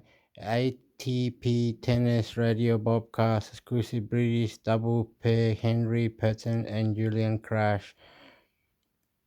British double pair Henry Patton and Julian Crash speak to report Candy Reid about making the transition from Challenger to main tour. In the UK together, or 4 futures, won 3 of them. Got a last-minute wildcard in some challenges in the UK, which we did surprisingly well at. I think surpassed our expectations and others' expectations as well. And then kind of just took off from there. Went on a crazy run, predominantly in the States, where we won 10 challenges, and now we're here. So Julian, you both went to US colleges, and you, I presume, were sort of focusing on singles career to begin with. Correct, yeah. We both, coming out of college, sort of focused on singles, but always played doubles. Both loved doubles, both had really good doubles careers in college. Henry won NCAAs, I think was number 1 as well at some point. I was also number 1, different schools, different times. But yeah, both had good doubles careers, and once we had that little bit of success, I think it was a relatively easy decision for us to commit to just doubles, yeah. So just to be clear, you are a similar age. Did you play against each other because you didn't play at the same US university? No, we never played against each other in college. We played a couple times after college in singles, in the pro leagues and stuff going on in the UK during COVID.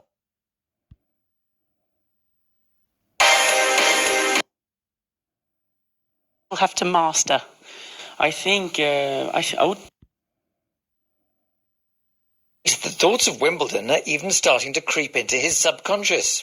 I've dreamed at Wimbledon a couple of times, but again, Wimbledon is a prestigious tournament and one of the biggest out there. So I have always dreamed of winning that tournament. And first of all, there's some adjustments to do on the grass to be able to find my best game. And I think one day it can suit me very well. What do you think works for your game on the grass, and what do you still have to master?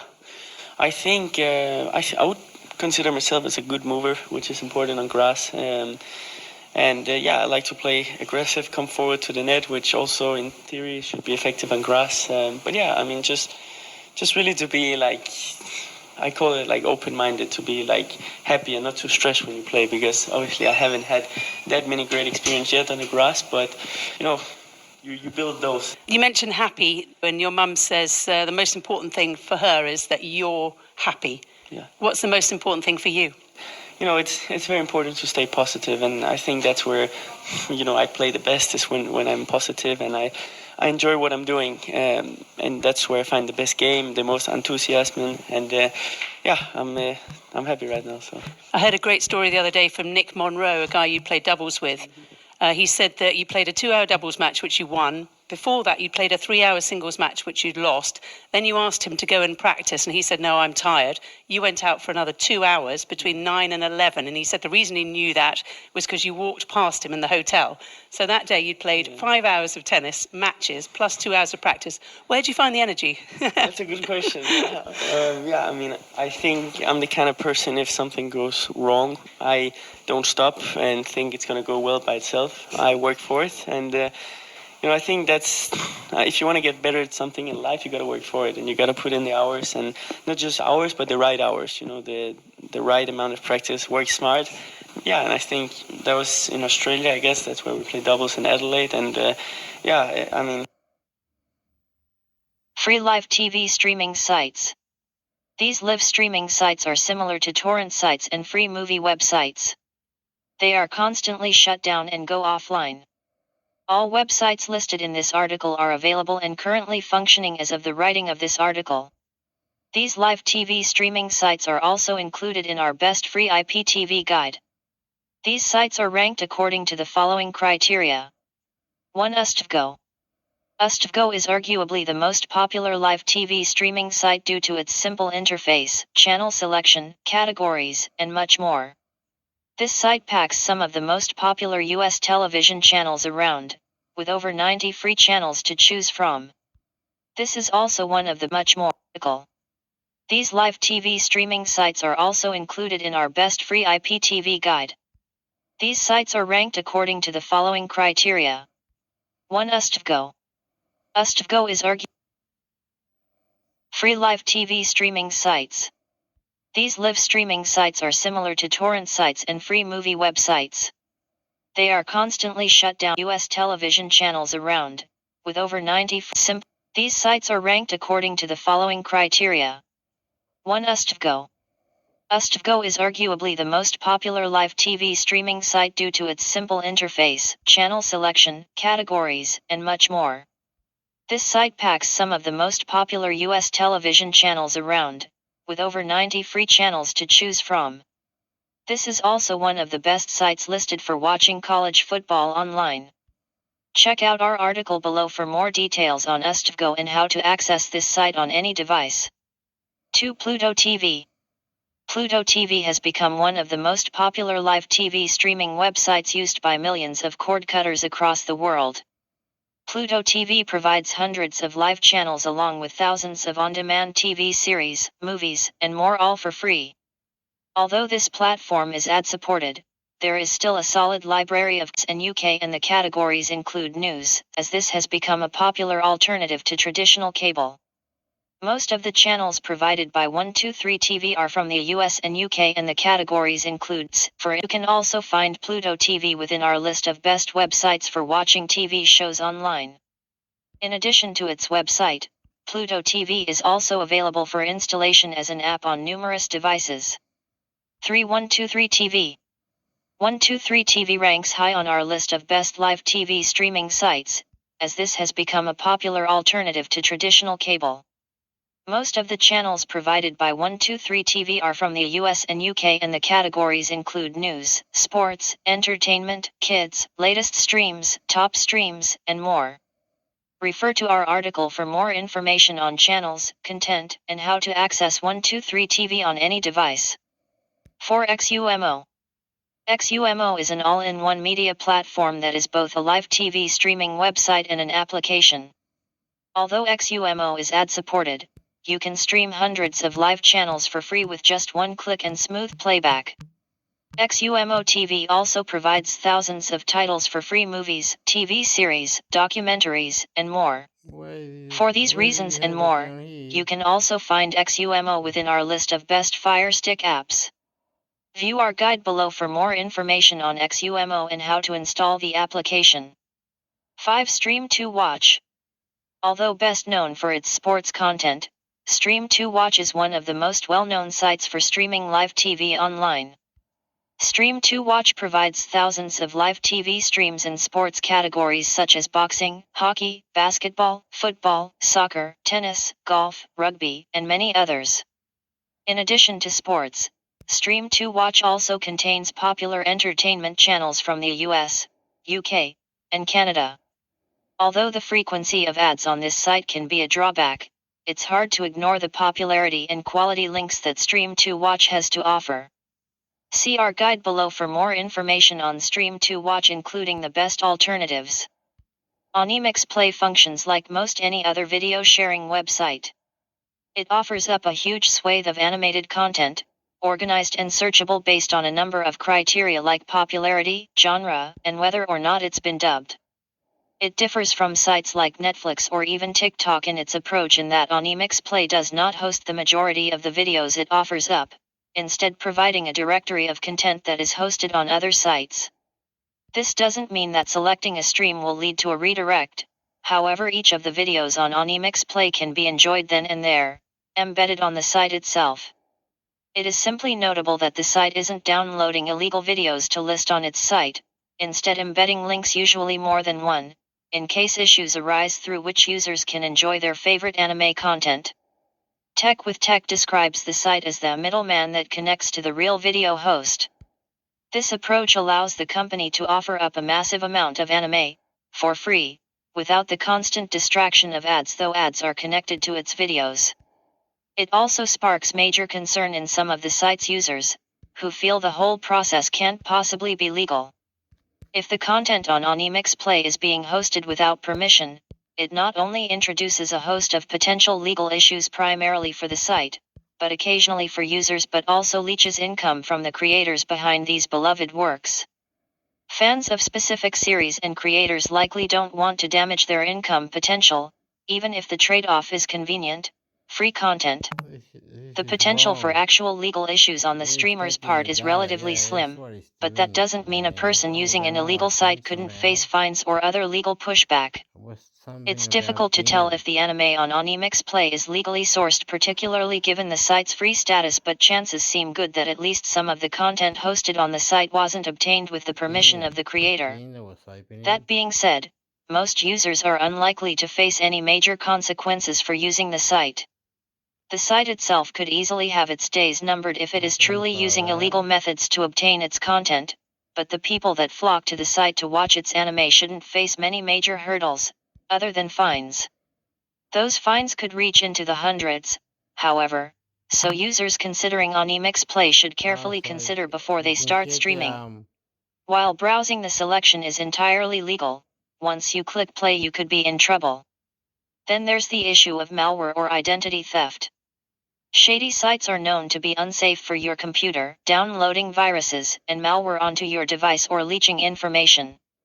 This doesn't appear to be the case with Onyx Play or its ads, based on users who have frequented the site so far. It's been popular for a while now, and history says the site is overall free and clear when it comes to viruses, malware, and identity theft, according to Tech with Tech. The site notes that no information is required to use the site, a major factor in most attempts at online identity theft, and thus far, no reports claim that malware is an issue amongst users. Overall, it appears that Onyx Play is a safe and generally favorable option for anime fans.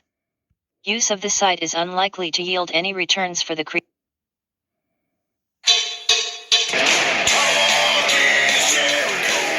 Brian and we trained to put this together, so therefore I was in the ring a lot with Oli. Oli was the one that little skit when Rick Rude was world champion as being one of the bodyguards with Rick Rude. And there was just a little short skit that was done. But Oli gave me that. I have to credit, man, I'm going to tell you what, I have to credit, and I've never told Oli this. I have to give him 100% credit for my days at WCW. He is the one that got me signed to a contract. He said, James, get your contract ready. He said, get down there and sign it. Nice. So I have to give Oli my credit for the days me at WCW. And I've never told him. Since wrestling, I haven't really talked to anyone. You're really the first person I've ever talked to since wrestling. Well, now, I was in contact a little bit with Buff Bagwell when I had a little indie show after wrestling in Buff. Welcome to. Anyway, we're going to take a quick one slide and say it's understand why the military would not like that. I mean, if somebody has an alien implant inside them, they're not going to let them inside of a fighter jet. No way. I just can't imagine it. But apparently, this guy wasn't someone. He was someone who was working on the plane. So I guess that maybe that doctor that was. So what was working on that plane? What are you talking about? What are you on about? Extraterrestrial? Oh, fuck you. Well, love to my neighbor, love your enemies. We are sinners. We can't rebirth, go back inside our mother's womb, right? That examined him and told him that we cannot go back to our mother's womb. He felt it was a violation of his Hippocratic oath to take that thing. On the name of God, Jesus Christ. On the name of God, Jesus Christ. Beautiful, playful. Out of him. A champion to be a champion, to do what you wanted to do. Maybe he felt like, okay, I can't let this one slide and say it's inoperable because the doctor told him that if he had removed it, it would have caused one of his lower lip to become paralyzed. That was another problem. So that's why he was able to get away with not pulling it out like he was ordered to, not removing the object. Anyway, we're going to take a quick break, and when we come back, we're going to talk a little bit more about alien implants. Want to make a podcast? Spotify's got a platform that lets you make one super easily. A platform that allows you to distribute it everywhere. Amazon was saying that also got a platform for Bobcast. Amazon's got a platform for Bobcast. Amazon, if you join the American Amazon, they can almost get you to download the movie on Amazon. You have to hack it in, go in, Amazon America, and get all the instruction. YouTube it. I don't know what I'm saying, but Amazon has got more buttons, more things for Bobcast and all around the world. Everything is good. I love you. A platform that allows you to earn money, and all of Why doesn't they come to Australia and show us and sell the Amazon stuff to Australia? Oh, they used to. Oh, I'm a crazy bugger. Wow. it is in one place, and it's for free. It's called Spotify for Podcasters, and here's how it works. Spotify for Podcasters lets you record and edit podcasts right from your phone or computer. So no matter what your setup is like, you can start creating today. Then you can distribute your podcast to Spotify and everywhere else podcasts are heard. Video podcasts are also available on Spotify. And when you want to take conversations with your fans to the next level, Q&A and polls are the best way to get them talking. With Spotify for Podcasters, you can earn money in a variety of ways, including with ads and podcast subscriptions. And best of all, it's totally free with no catch. Ever since I discovered Spotify for Podcasters, I've been able to spread my message and ideas across the globe.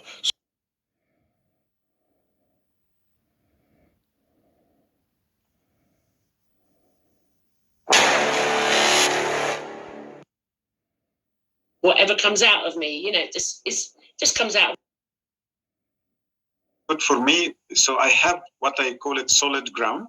Mm-hmm. But from that ground,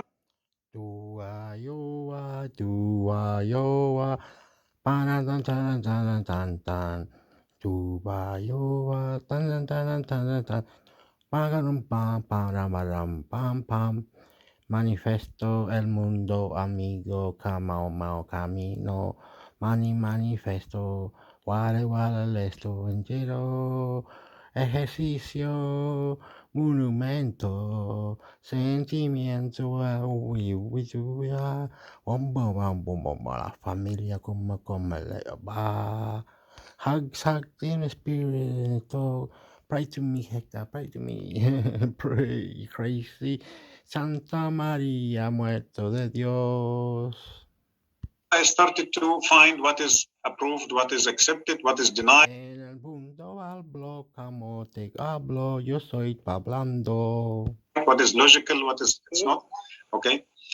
Because estoy hablando como estoy cantando, personalizando el corazón caliente, bueno, Dios mío, me gusta. Some other people who didn't have this solid base, maybe they lose their way easily. So they will start. I love you. I'm taking any time. No para. Viva,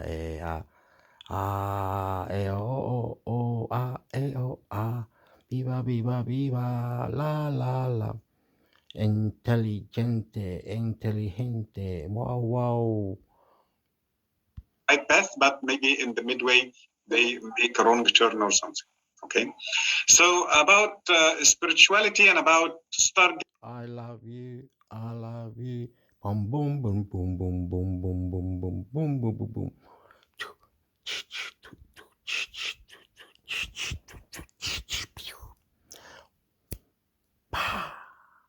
It's so many of my talks. It was in my heart, but it wasn't on my tongue for a long time. Okay, because I wasn't. Let's say I wasn't ready, or I wasn't. I'm not sure, but I didn't start talk about it before the last 2 years after the COVID-19, which I see it as one of my. Up his dick and inside his bell, and the pussy and inside the wound and become a baby. If I can call it crazy opinion, but I believe it is true. They put in and went in and did the baby. It let have a baby. We are all Egyptians. Bonobo, police.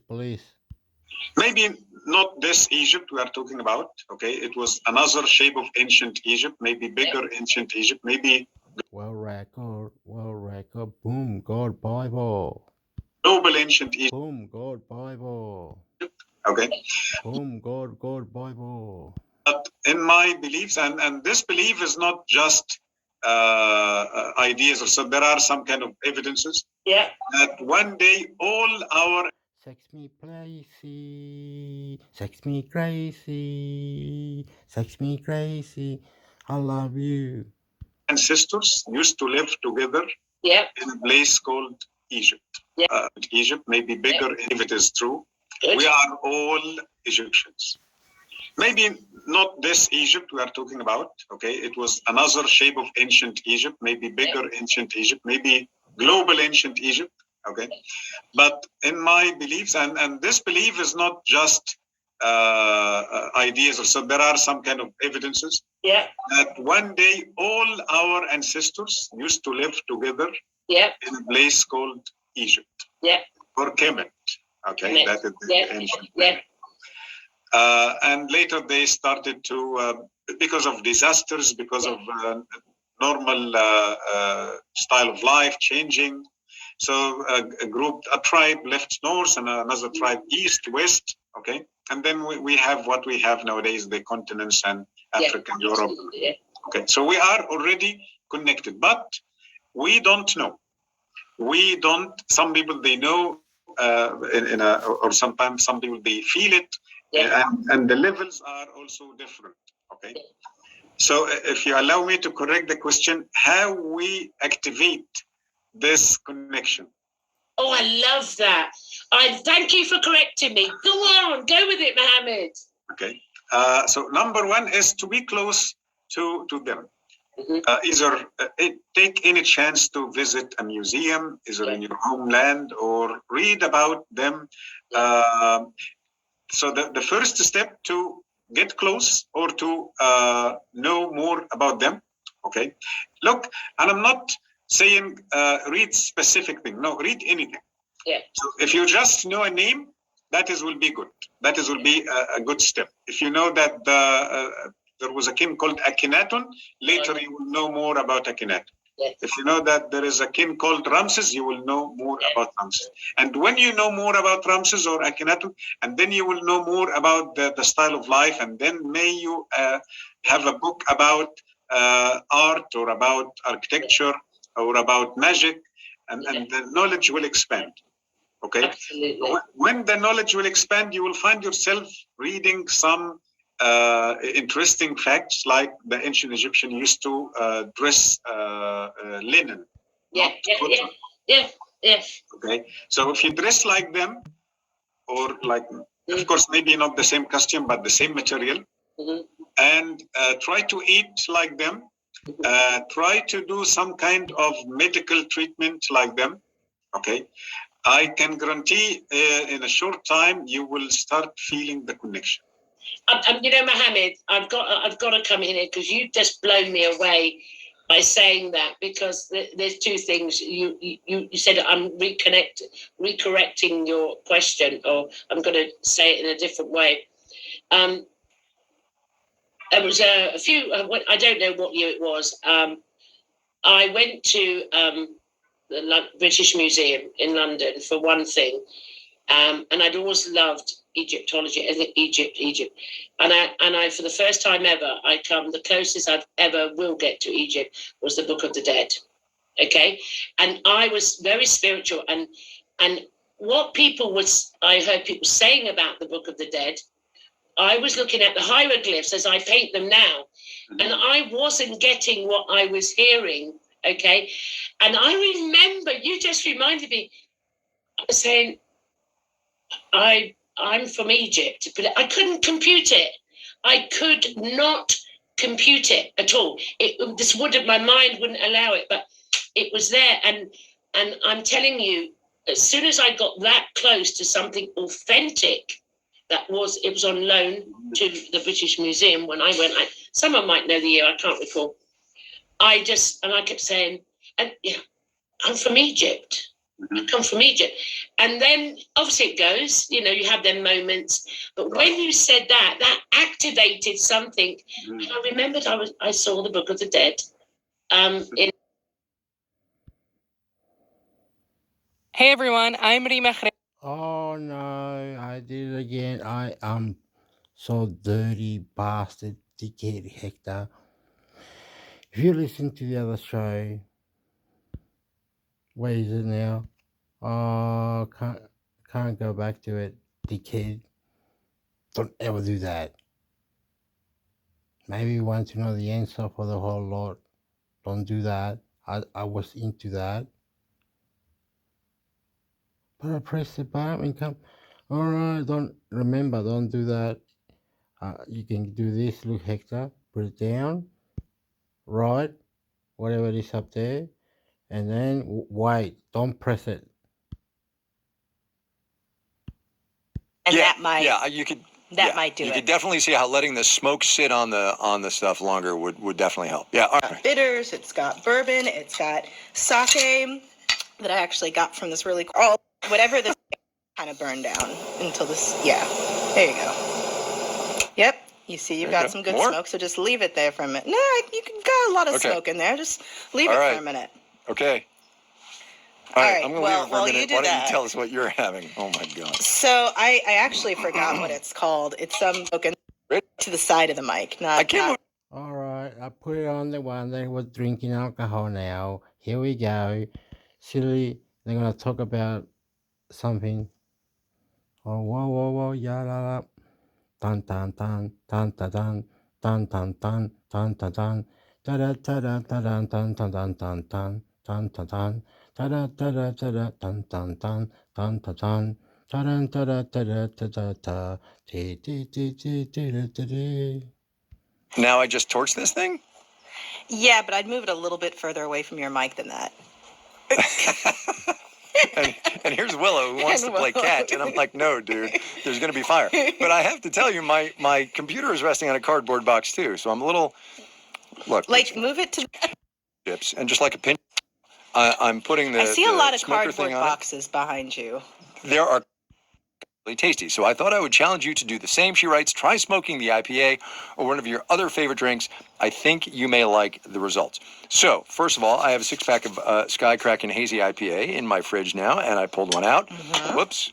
And I had a sip. And so, first question I have to you, Kimberly, before I get this going. Yes. Is this enough room in the glass? It'll give you enough to get the vibe. All right. Yeah, Okay. that should be fine. All right. So, I'm putting the I see a the lot of smoker cardboard thing on it. boxes behind you. There are cardboard boxes. I'm in an old wooden shed. I'm gonna tilt the camera down here so you guys can see what I'm doing. Yes. Oh, God, help us all. There are a whole lot of cardboard boxes. Yeah. Anyway, and there's going to be fire here in a minute.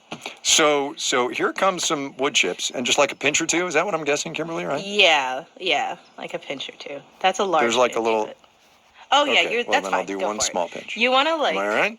make it full, but not like. Oh, all right. Well, don't pack it so in. all right. Yeah. I will not pack it, but I will You're- fill it. Yeah. Yours looks like the opening looks a little bit bigger than mine. I'd like to say, thank you very much. You people are amazing around the world. People are amazing. I would like to cry on you. You are very nice people. So that's that. Now I just torched this thing? Yeah, but I'd move it a little bit further away from your mic than that. And here's Willow who wants to play catch, and I'm like, no, dude, there's going to be fire. But I have to tell you, my computer is resting on a cardboard box too, so I'm a little. Look. Like, move it to the side, do it live. like to the side of the mic. Not. I can't move. No, because everybody has to be able whatever. to see it, right? Okay, go ahead. Oh my God. Famous last words. Radio journalist immolates self in shed. And so do I torch this, and then what do I do? Do I just let it smoke? Hold it. Yeah, just let it smoke. So like, just fire it until the ashes kind of burn down. Until this, yeah. There you go. Yep. You see, you've There you got go. some good More? smoke, so just leave it there for a minute. No, you can got a lot of Okay. smoke in there. Just leave All it right. for a minute. Okay. All right, right, I'm going to well, leave it for a while minute. you do Why don't that- you tell us what you're having? Oh, my God. So I actually forgot what it's called. It's some kind of sake cocktail because Ellen, who writes our newsletter, was saying something about sake earlier this week. And she was like, you should do a sake cocktail. And I'm like, bet. So whatever this one is, it's in the newsletter.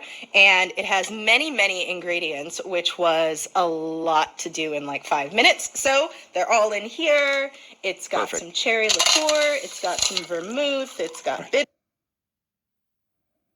Bonds are back, and so is all. Big story is PwC, and now this is really runs that company, and but there are a lot of journalists there, and it was just a chance for me to see what was going on in global financial markets and get a bit of a take on that. But at the time after I left, about 2:15, I thought, geez, I should actually be rushing back to the office to write a column, and what a relief I don't have to.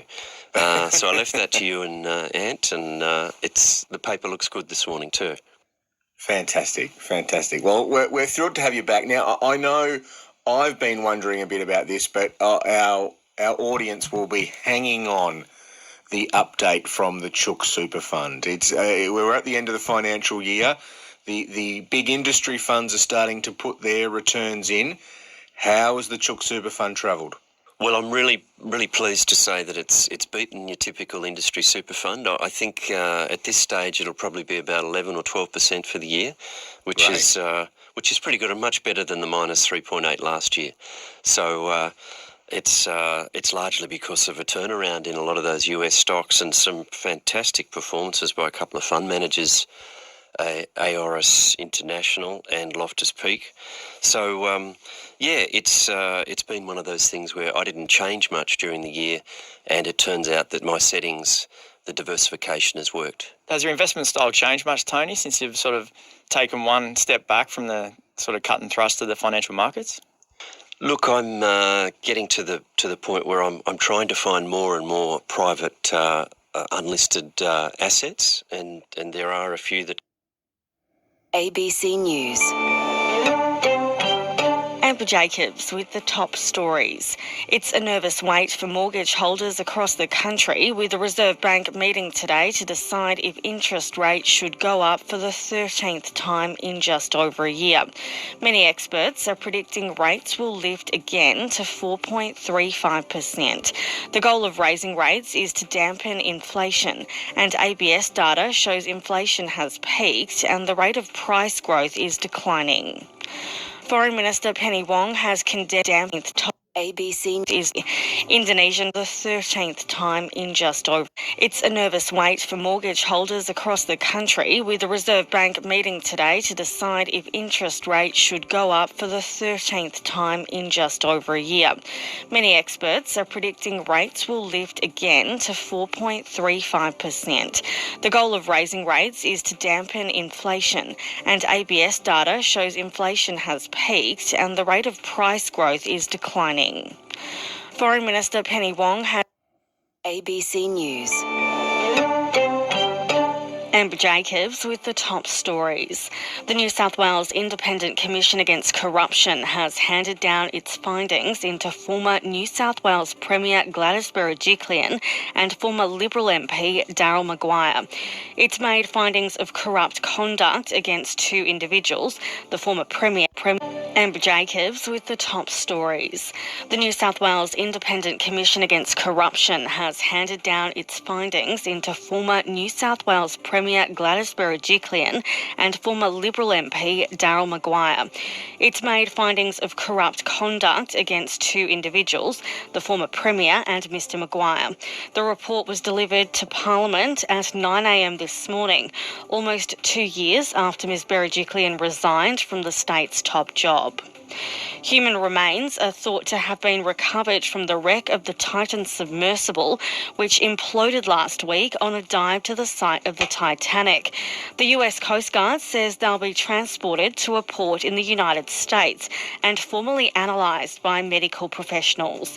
Investigators say it'll take substantial work to understand what led to the catastrophic loss of the Titan and its 5-person crew. Professionals in the site of the Titanic.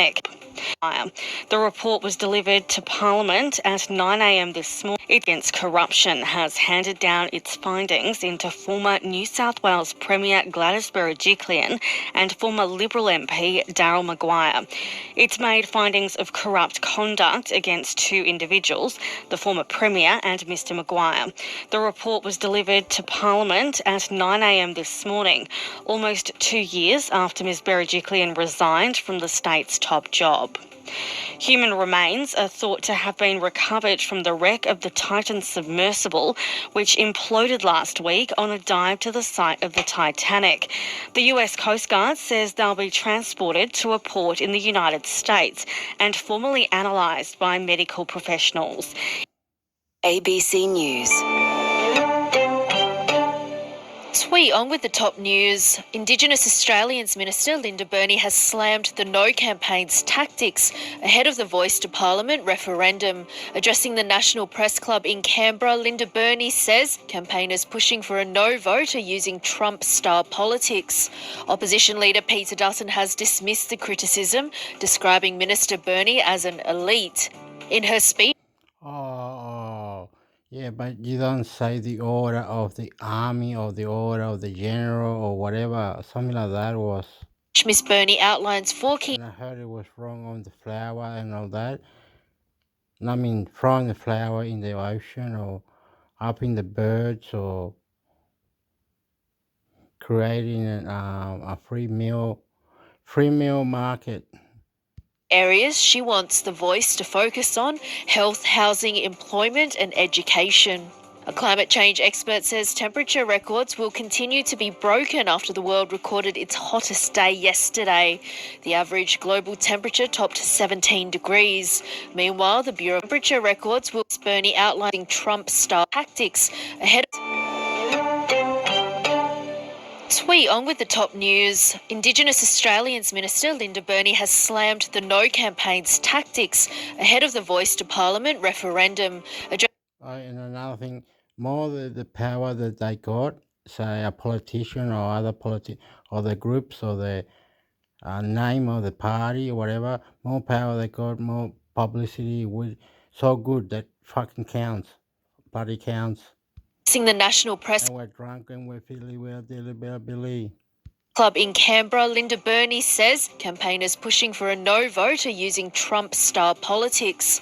Opposition leader Peter Dutton has dismissed the criticism, describing Minister Burney as an elite. In her speech, Miss Burney outlines 4 key areas she wants the Voice to focus. I love Northern Territory. Northern Territory government, what do they say? Good things for everybody. Freedom, anytime. Focus on health, housing, employment and education. A climate change expert says temperature records will continue to be broken after the world recorded... El Niño, El Niño, El Niño. One more time, El Niño. Oops. I had enough now. I gotta go.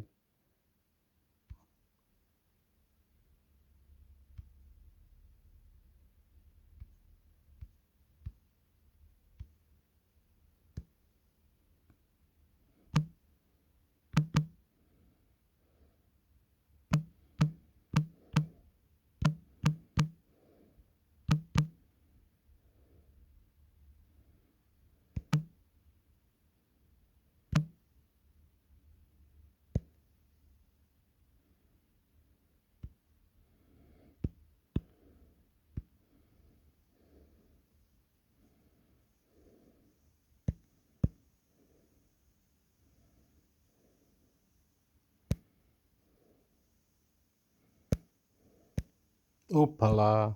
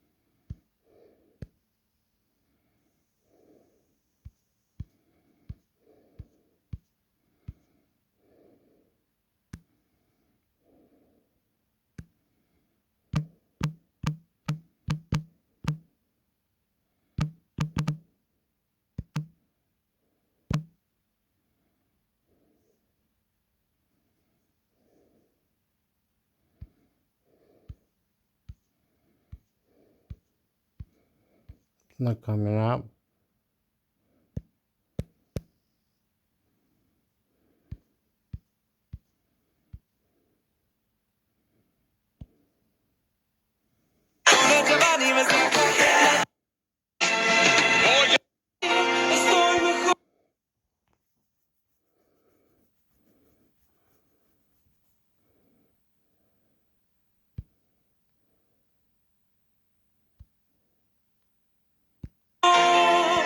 But why is it the music?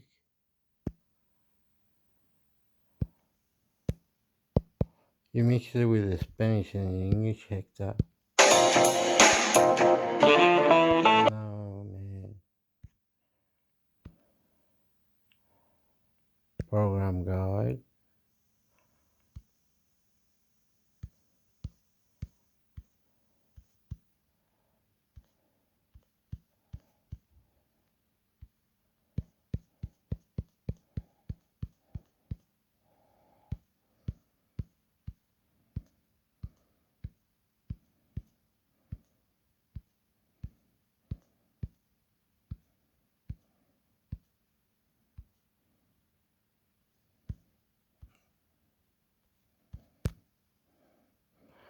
So go here about to the program. We were close anyway. We were close anyway. We were very close to get the bloke to play the Pro Scottish program on the Dustin News. Anyway, we'll get out of that.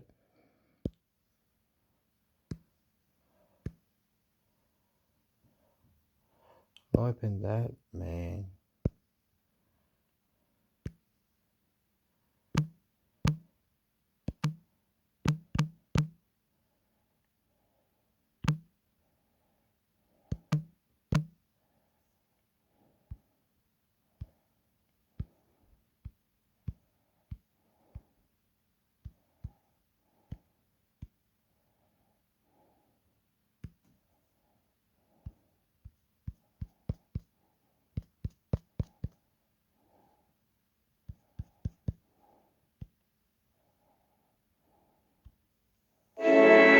This is The Guardian.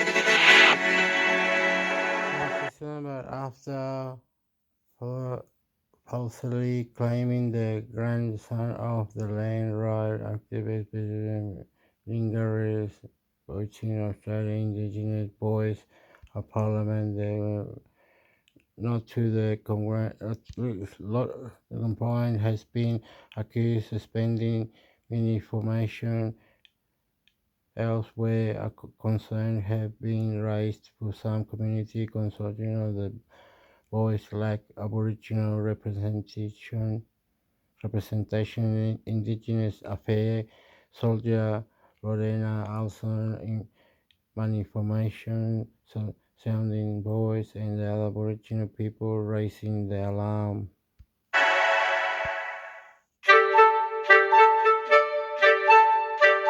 I'm Laura Murphy-Oates, coming to you today. Indigenous Affairs Editor Voice. Concerns have been in response. Indigenous Affairs Minister Linda Burney has questioned their credibility.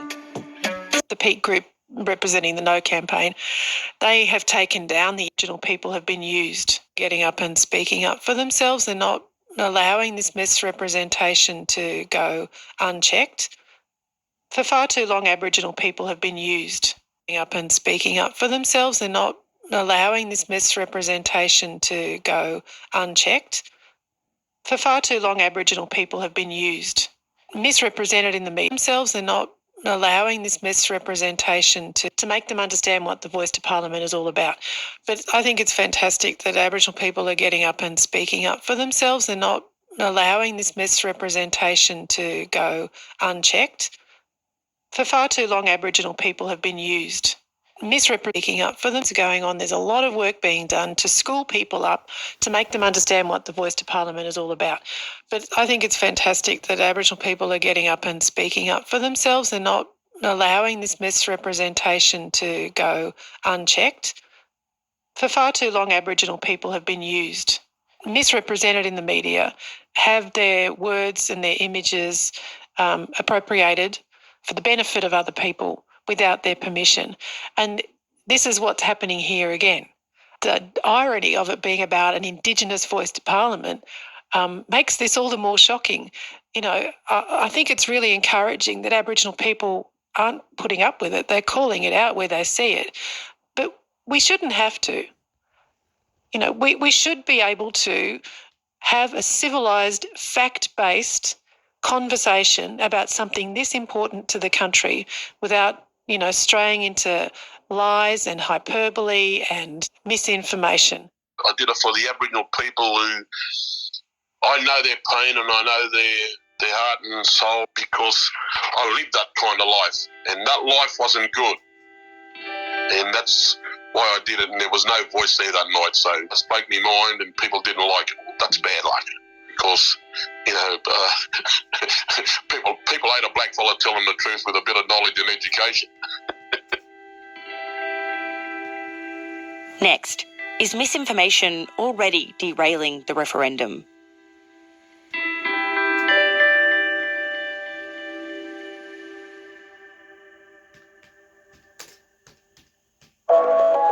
Hey, Laura Murphy-Oates here.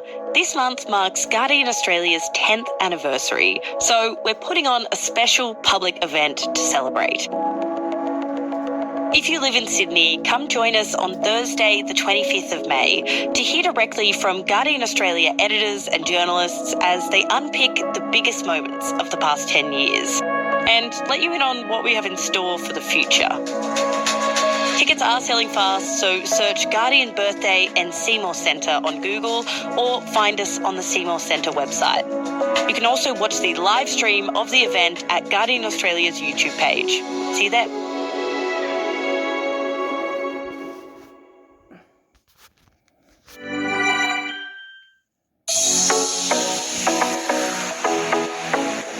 This podcast is supported by Virgin Australia's Value. For new members only, must sign up and fly on eligible flights within the bottom up and wipe away the pesky said the yes position has dropped only 1 point. Oh, these people are benching, they fly in your face, and whoa, yeah, oh, yeah. And they're up there, up here, they're riding the push bikes, they're unarming the push bike, they're sleeping on the side, and they don't care, they just blow the whole village they have, and 7 to whatever, 20 and 50 in the gone, bye-bye. Last month, 59%, the no campaign has gone up 1 point to 41. But the Nine Papers poll says it's down 5% since April, and support at the lowest it's been since it was launched. So, no, because on the name of God, on the name of God, on the name of God. It's caused some alarm for some people. The former Aboriginal Social Justice Commissioner Mick Gooda has come out and said that he's concerned the Yes campaign needs to kick into gear now. They need to be much more present and visible. Others have said it's nothing to worry about. We're still in a strong position. The Yes campaign hasn't even begun. But I think the time is fast approaching where they are going to have to step it up. I mean, how do we wage that battle against misinformation? Clearly, as journalists, media plays a really big role here. But are there any other bodies that have responsibility for kind of regulating this over the next few months? We have touched on a really crucial issue here. The AEC, the Australian Electoral Commission, does have a role.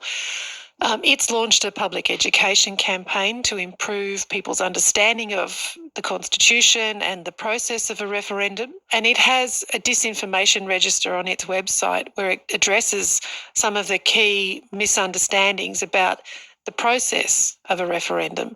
But it's not its job to call out social media errors of fact. They can only discuss the process, right? So that's where the social media companies have been stepping in. So Facebook, Instagram and Snapchat have said they want all paid ads for the Voice to carry authorisation messages like you get in an election, so people can tell what's a paid message and what's not. It's also marked things as false. So when Warren Mundine posted that image of Stuart Lingiari on his Instagram feed, it's now been labelled as false information, quote, checked by independent fact checkers. RMIT Fact Lab, as we've mentioned, is also tracking voice misinformation. But there is a role for the media here as well. What about the Yes campaign? How do they view their role in tackling misinformation? Because I imagine it would be incredibly time-consuming and expensive to be devoting all their time to fact-checking. Yes, and I don't know that they see that as their role either. I imagine the Yes campaign doesn't want to be always responding to the latest claims from someone on the no side. That's the quickest way down the drain. I suppose the worst-case scenario is that misinformation and disinformation becomes so rampant, especially leading into the final weeks and days to the referendum, that there's just a large cohort of people who are too confused. What would that mean if that's the case, Lorena? It will go down. The referendum will go down. I mean, there's that phrase, if you don't know, vote no. I think the Fair Australia campaign's already used that slogan in some of its social media posts. So, yeah, that's a possibility. If you're someone who sees something on social media that doesn't quite look right about the referendum, or if you have a relative who's seen something on social media and is explaining it to you and it doesn't sound quite right, what's your advice, Lorena? Look, I think this about most big issues that Australians face. I think we all need to be fact checkers. There's a lot of hyperbole around the campaign, and that will only increase as we get closer to the vote. I think what's important is that people, when in doubt, ask questions of a source you can trust, a source that provides you with factual information that you can count on. And the thing that will get us through this whole campaign is to look at the facts. Not be swayed by commentary and opinion, but to trust to the facts of what you know. And if you're confident in your understanding of things, then be an advocate for your point of view. Have civilised conversations with your neighbours and call out errors politely, respectfully, where you see them, because this is too important for us to stuff it up.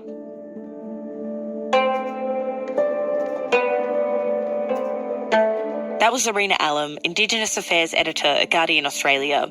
Her piece on Phil Dodai is really worth a read. It's titled People Shook My Hand, the Indigenous Man Who Spoke His Mind at Liberal MP's Voice Forum. And we've put a link to that on the full story page. You can also check out the latest news on the referendum at theguardian.com. This episode was produced by myself and Camilla Hannon, sound design by Daniel Simo. The executive producer is Miles Mutnioni. I'm Laura Murphy-Oates. Thank you for listening, and we'll catch you tomorrow.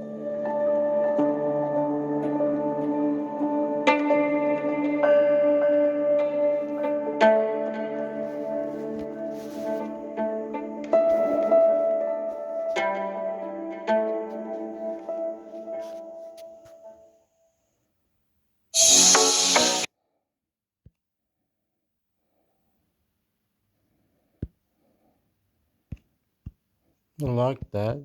So yes, yeah, that was good, eh? That was really good. I'm recording it. I'm loving it. That was whatever that was. That was fucking good, man. Very good. I love you. This is The Guardian. Accessible to like an absolute relief, and I hope that people can experience this, because I don't want to be one of the lucky ones. I want to be a part of something that's normal and be a part of something that's should be accessible to so many more people. Next, Labor's Housing Australia Future Fund faces an uncertain future.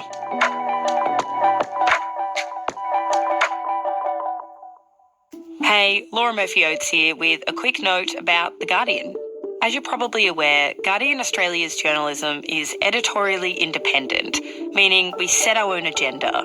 We don't have a billionaire owner, nor do we answer to shareholders, so we're free from commercial bias. And this independence matters because it means we're able to challenge the powerful and hold them to account. Unlike many news organisations, we have not put up a paywall, We chose a model that means our reporting is open to everyone and funded by our readers who can afford to pay. Every contribution, whether big or small, counts. If you're able to contribute and have a minute, head to theguardian.com/support Full Story. We've also linked to this on the Full Story page. Thanks.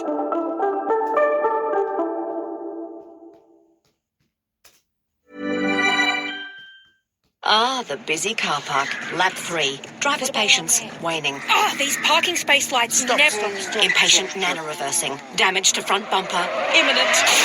Oh, that'll be a pain to get fixed. No, it'll be okay. With GIO car insurance, if your car needs repairing after a prang, you can choose your own repairer to fix it. So you know it'll be done your way. GIO. We know insurance, so you know you're covered. Call 13 10 10. Limits and exclusions apply. Before buying insurance issued by GIO, read the PDS. Call for a copy. TMD also available. This episode of Full Story is supported by Who Gives a Crap? Loo Roll made from 100% bamboo or recycled paper.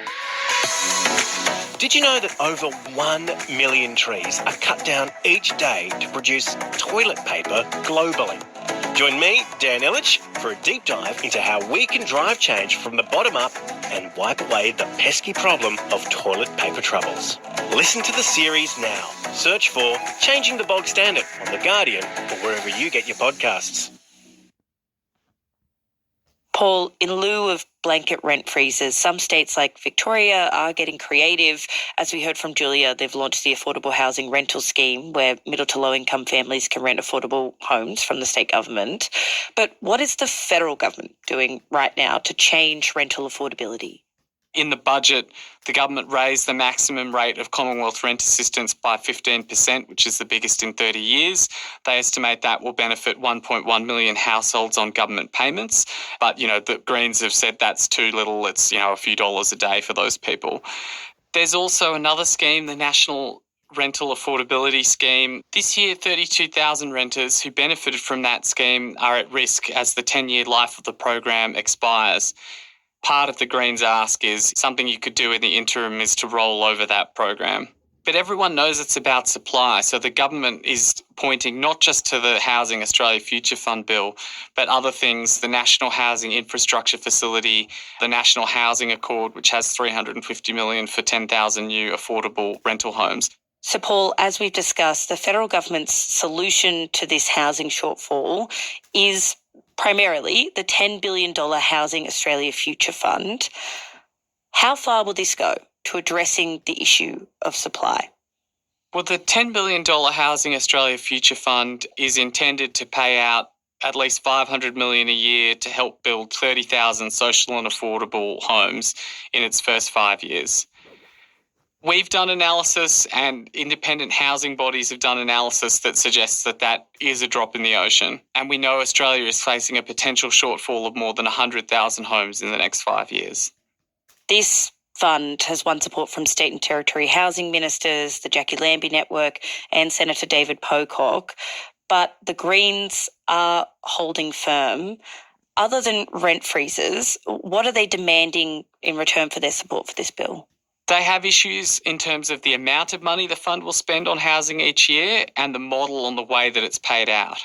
Explain that. Well, the way the fund was set up was that it was $10 billion to then invest to generate earnings, and up to $500 million would be paid out a year to build social and affordable homes.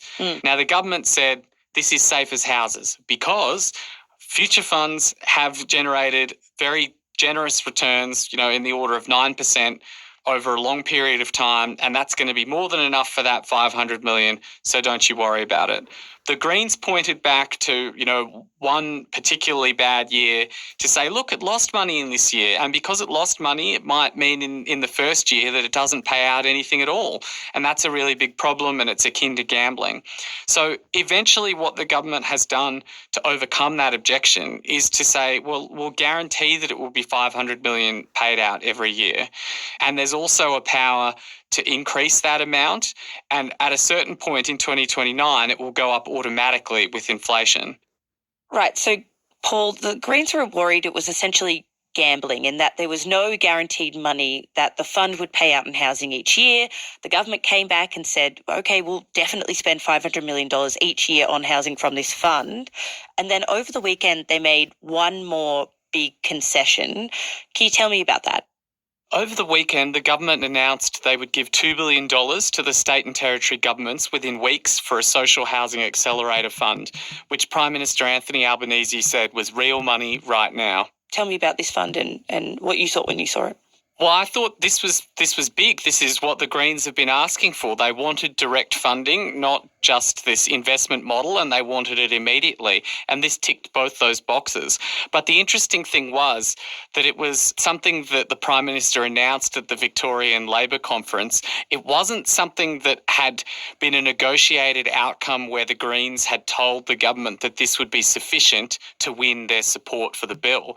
So it did throw down a bit of a challenge to them, but it was still very unclear whether this would be enough for the Greens to back the Housing Australia Future Fund bill. Right, because this is a one-off $2 billion payment to solve housing right now. It's not the guaranteed $2.5 billion each year that the Greens would like from the Housing Australia Future Fund. What do the Greens say about it, Paul? Well, the Greens noted that it was an improvement, but it wasn't yet enough to answer all their demands, because the second plank of their demands was to do something for renters. Now, on Sunday, a bunch of housing groups said, this is great, you've had a great win, but let's settle this now. Let's pass the bill and end. SBS live streams and podcasts are supported by advertising. SBS is Australia's I am Chileno. most trusted multilingual broadcaster. Our listeners are loyal, highly engaged, and have week celebrate sbs.com.au. You're listening to SBS News. Oh, we have to clap our hands. I'm me bad boy, me naughty, baby boy, shy, baby boy, shy. I'm intersexual. This year, NAIDOC Week celebrates Aboriginal. .au.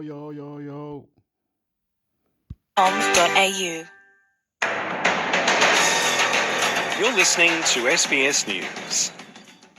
This year, NAIDOC Week celebrates Aboriginal and Torres Strait Islander elders. Many people, Indigenous and non-Indigenous, have a special relationship with the elders in their life. For a 30-year-old Aranda Warramungu artist, forming a connection with his elders has been transformational. He lives with an intellectual disability caused by fetal alcohol syndrome and told SBS how his life had changed for the better since two very special uncles took him under their wing. Wajiri manga. Wajara. At a traditional smoking ceremony, Travis Hogan is preparing, an elder painting his face in ochre. He picks up a vessel containing smouldering wild rosemary, carefully walking around the circle, offering the smoke to those present. What it does is it brings us good spirits and it drags all those bad spirits away. Mm-hmm. You get a bit... The elders in their life. sbs.com.au. You're listening to SBS News. This year, NAIDOC Week celebrates Aboriginal and Torres Strait Islander. One more time, in my own heart, custom tradition, don't forget, conserve it, live it forever. Don't die out, be sporty, I love you, get nice, be beautiful, lifestyle, interesting, I'm Hector, intermixed, I love you. Me, citizen of Australia now for 30 years, 34 I think, I love you. Elders. Many people, Indigenous and non-Indigenous. SBS News. Oh yeah, in my country, Chile got done for the bad things, dictator and shit. I don't know what I'm saying, shit. Oh fuck, I'm nervous. This year, NAIDOC Week celebrates Aboriginal and Torres Strait. On the name of God, slap myself. Play rugby, Hector. Islander elders. Many people, Indigenous and non-Indigenous, have a special relationship with the elders in their life. For a 30-year-old Aranda Warramungu artist, forming a connection with his elders has been transformational. He lives with an intellectual disability caused by fetal alcohol syndrome and told SBS how his life had changed for the better since two very special uncles took him under their wing. Wajiri manga, wajara.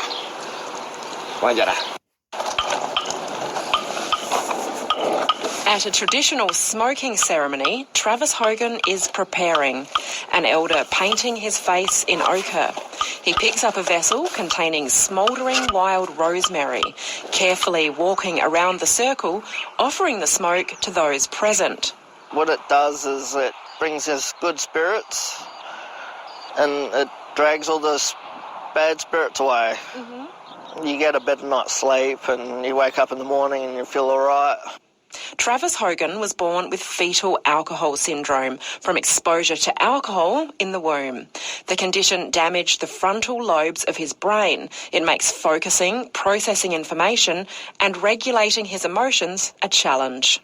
A few years ago, he was going through a really tough time. His mother, Sue McCumsky, who has cared for Travis since he was 12 months old, explains. He ended up in quite a dark place, always angry with the world. It was everybody's fault. He never did anything wrong. It was actually everybody else. So not a lot of self-reflection. Would abscond a lot, just trying to run away from how he was feeling, and then realise that you can't actually do that. It will stay with you. And a lot of disrespect to a lot of people as well. Would just be angry with the world. His life has transformed since connecting with two important elders. Kaurna Narungga elder Jeffrey Newchurch invited him into the Kaurna community to help with special ceremonies, including a reburial. On that day, you felt the immediate presence and importance that brought into his life, because I think there was something missing, and it was that culture, but immediately you notice, like I said, he was like a little kid seeing Santa Claus, to actually not be invited, but, to be gifted that opportunity. His other mentor, Yemen Bunjalung man, Yandamara, runs a First Nation agribusiness and education centre, Red Centre Enterprises. He can be out on country doing revegetation. He can be working with bush tucker or bush medicines. He's also got the flexibility to do cultural things, learn about his art and do that sort of stuff. It's allowed him to find where he wanted to walk on that journey.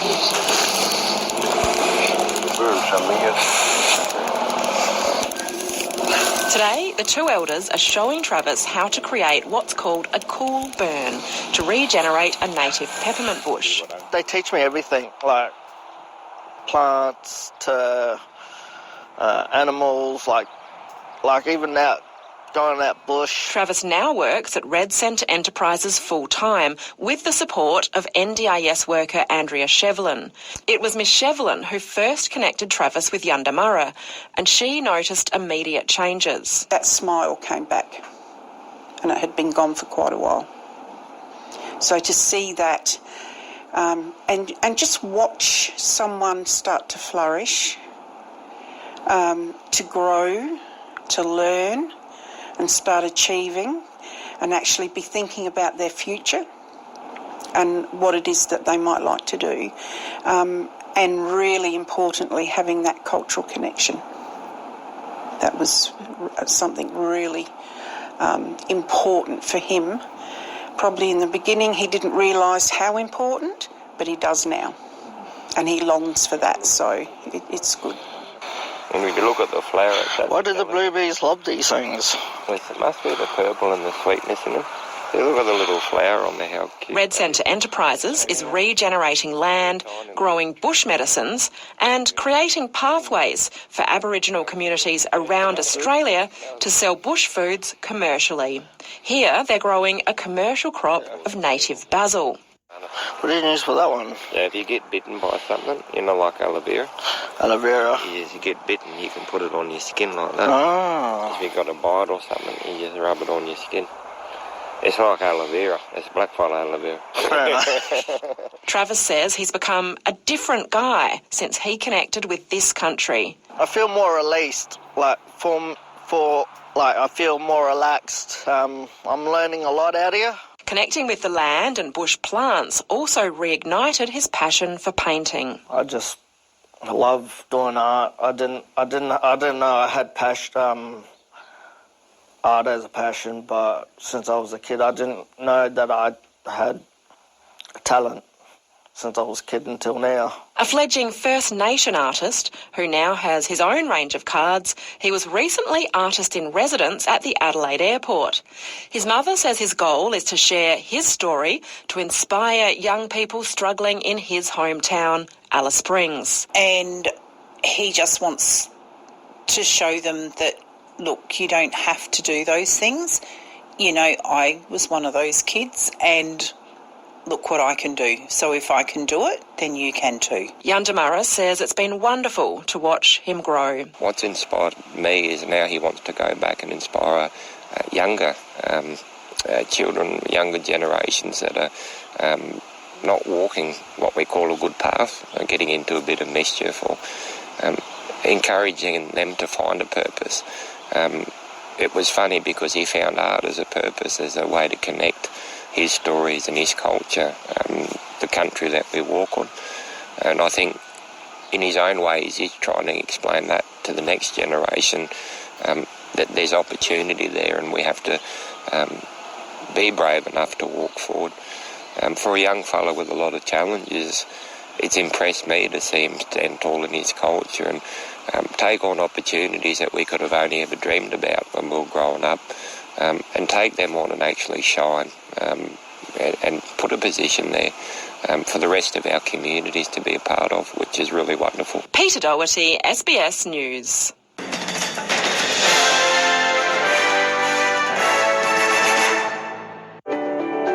Need a few minutes to reset?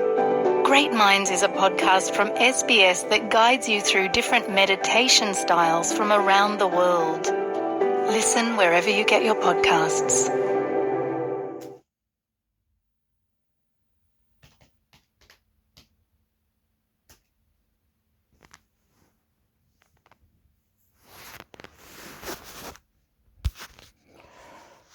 Ooh-ah, ooh-ah, ooh-ah, ooh-ah, ooh-ah, ooh-ah, ooh-ah, ooh-ah, ooh-ah. Oh, gotta be quiet, my neighbor might get angry. Wow, I'm singing. Why-yo, yo, yo, yo, hey, yo, yeah, yo. It's like, we are all from something, the land, we belong with the land. We be together if we can contract together.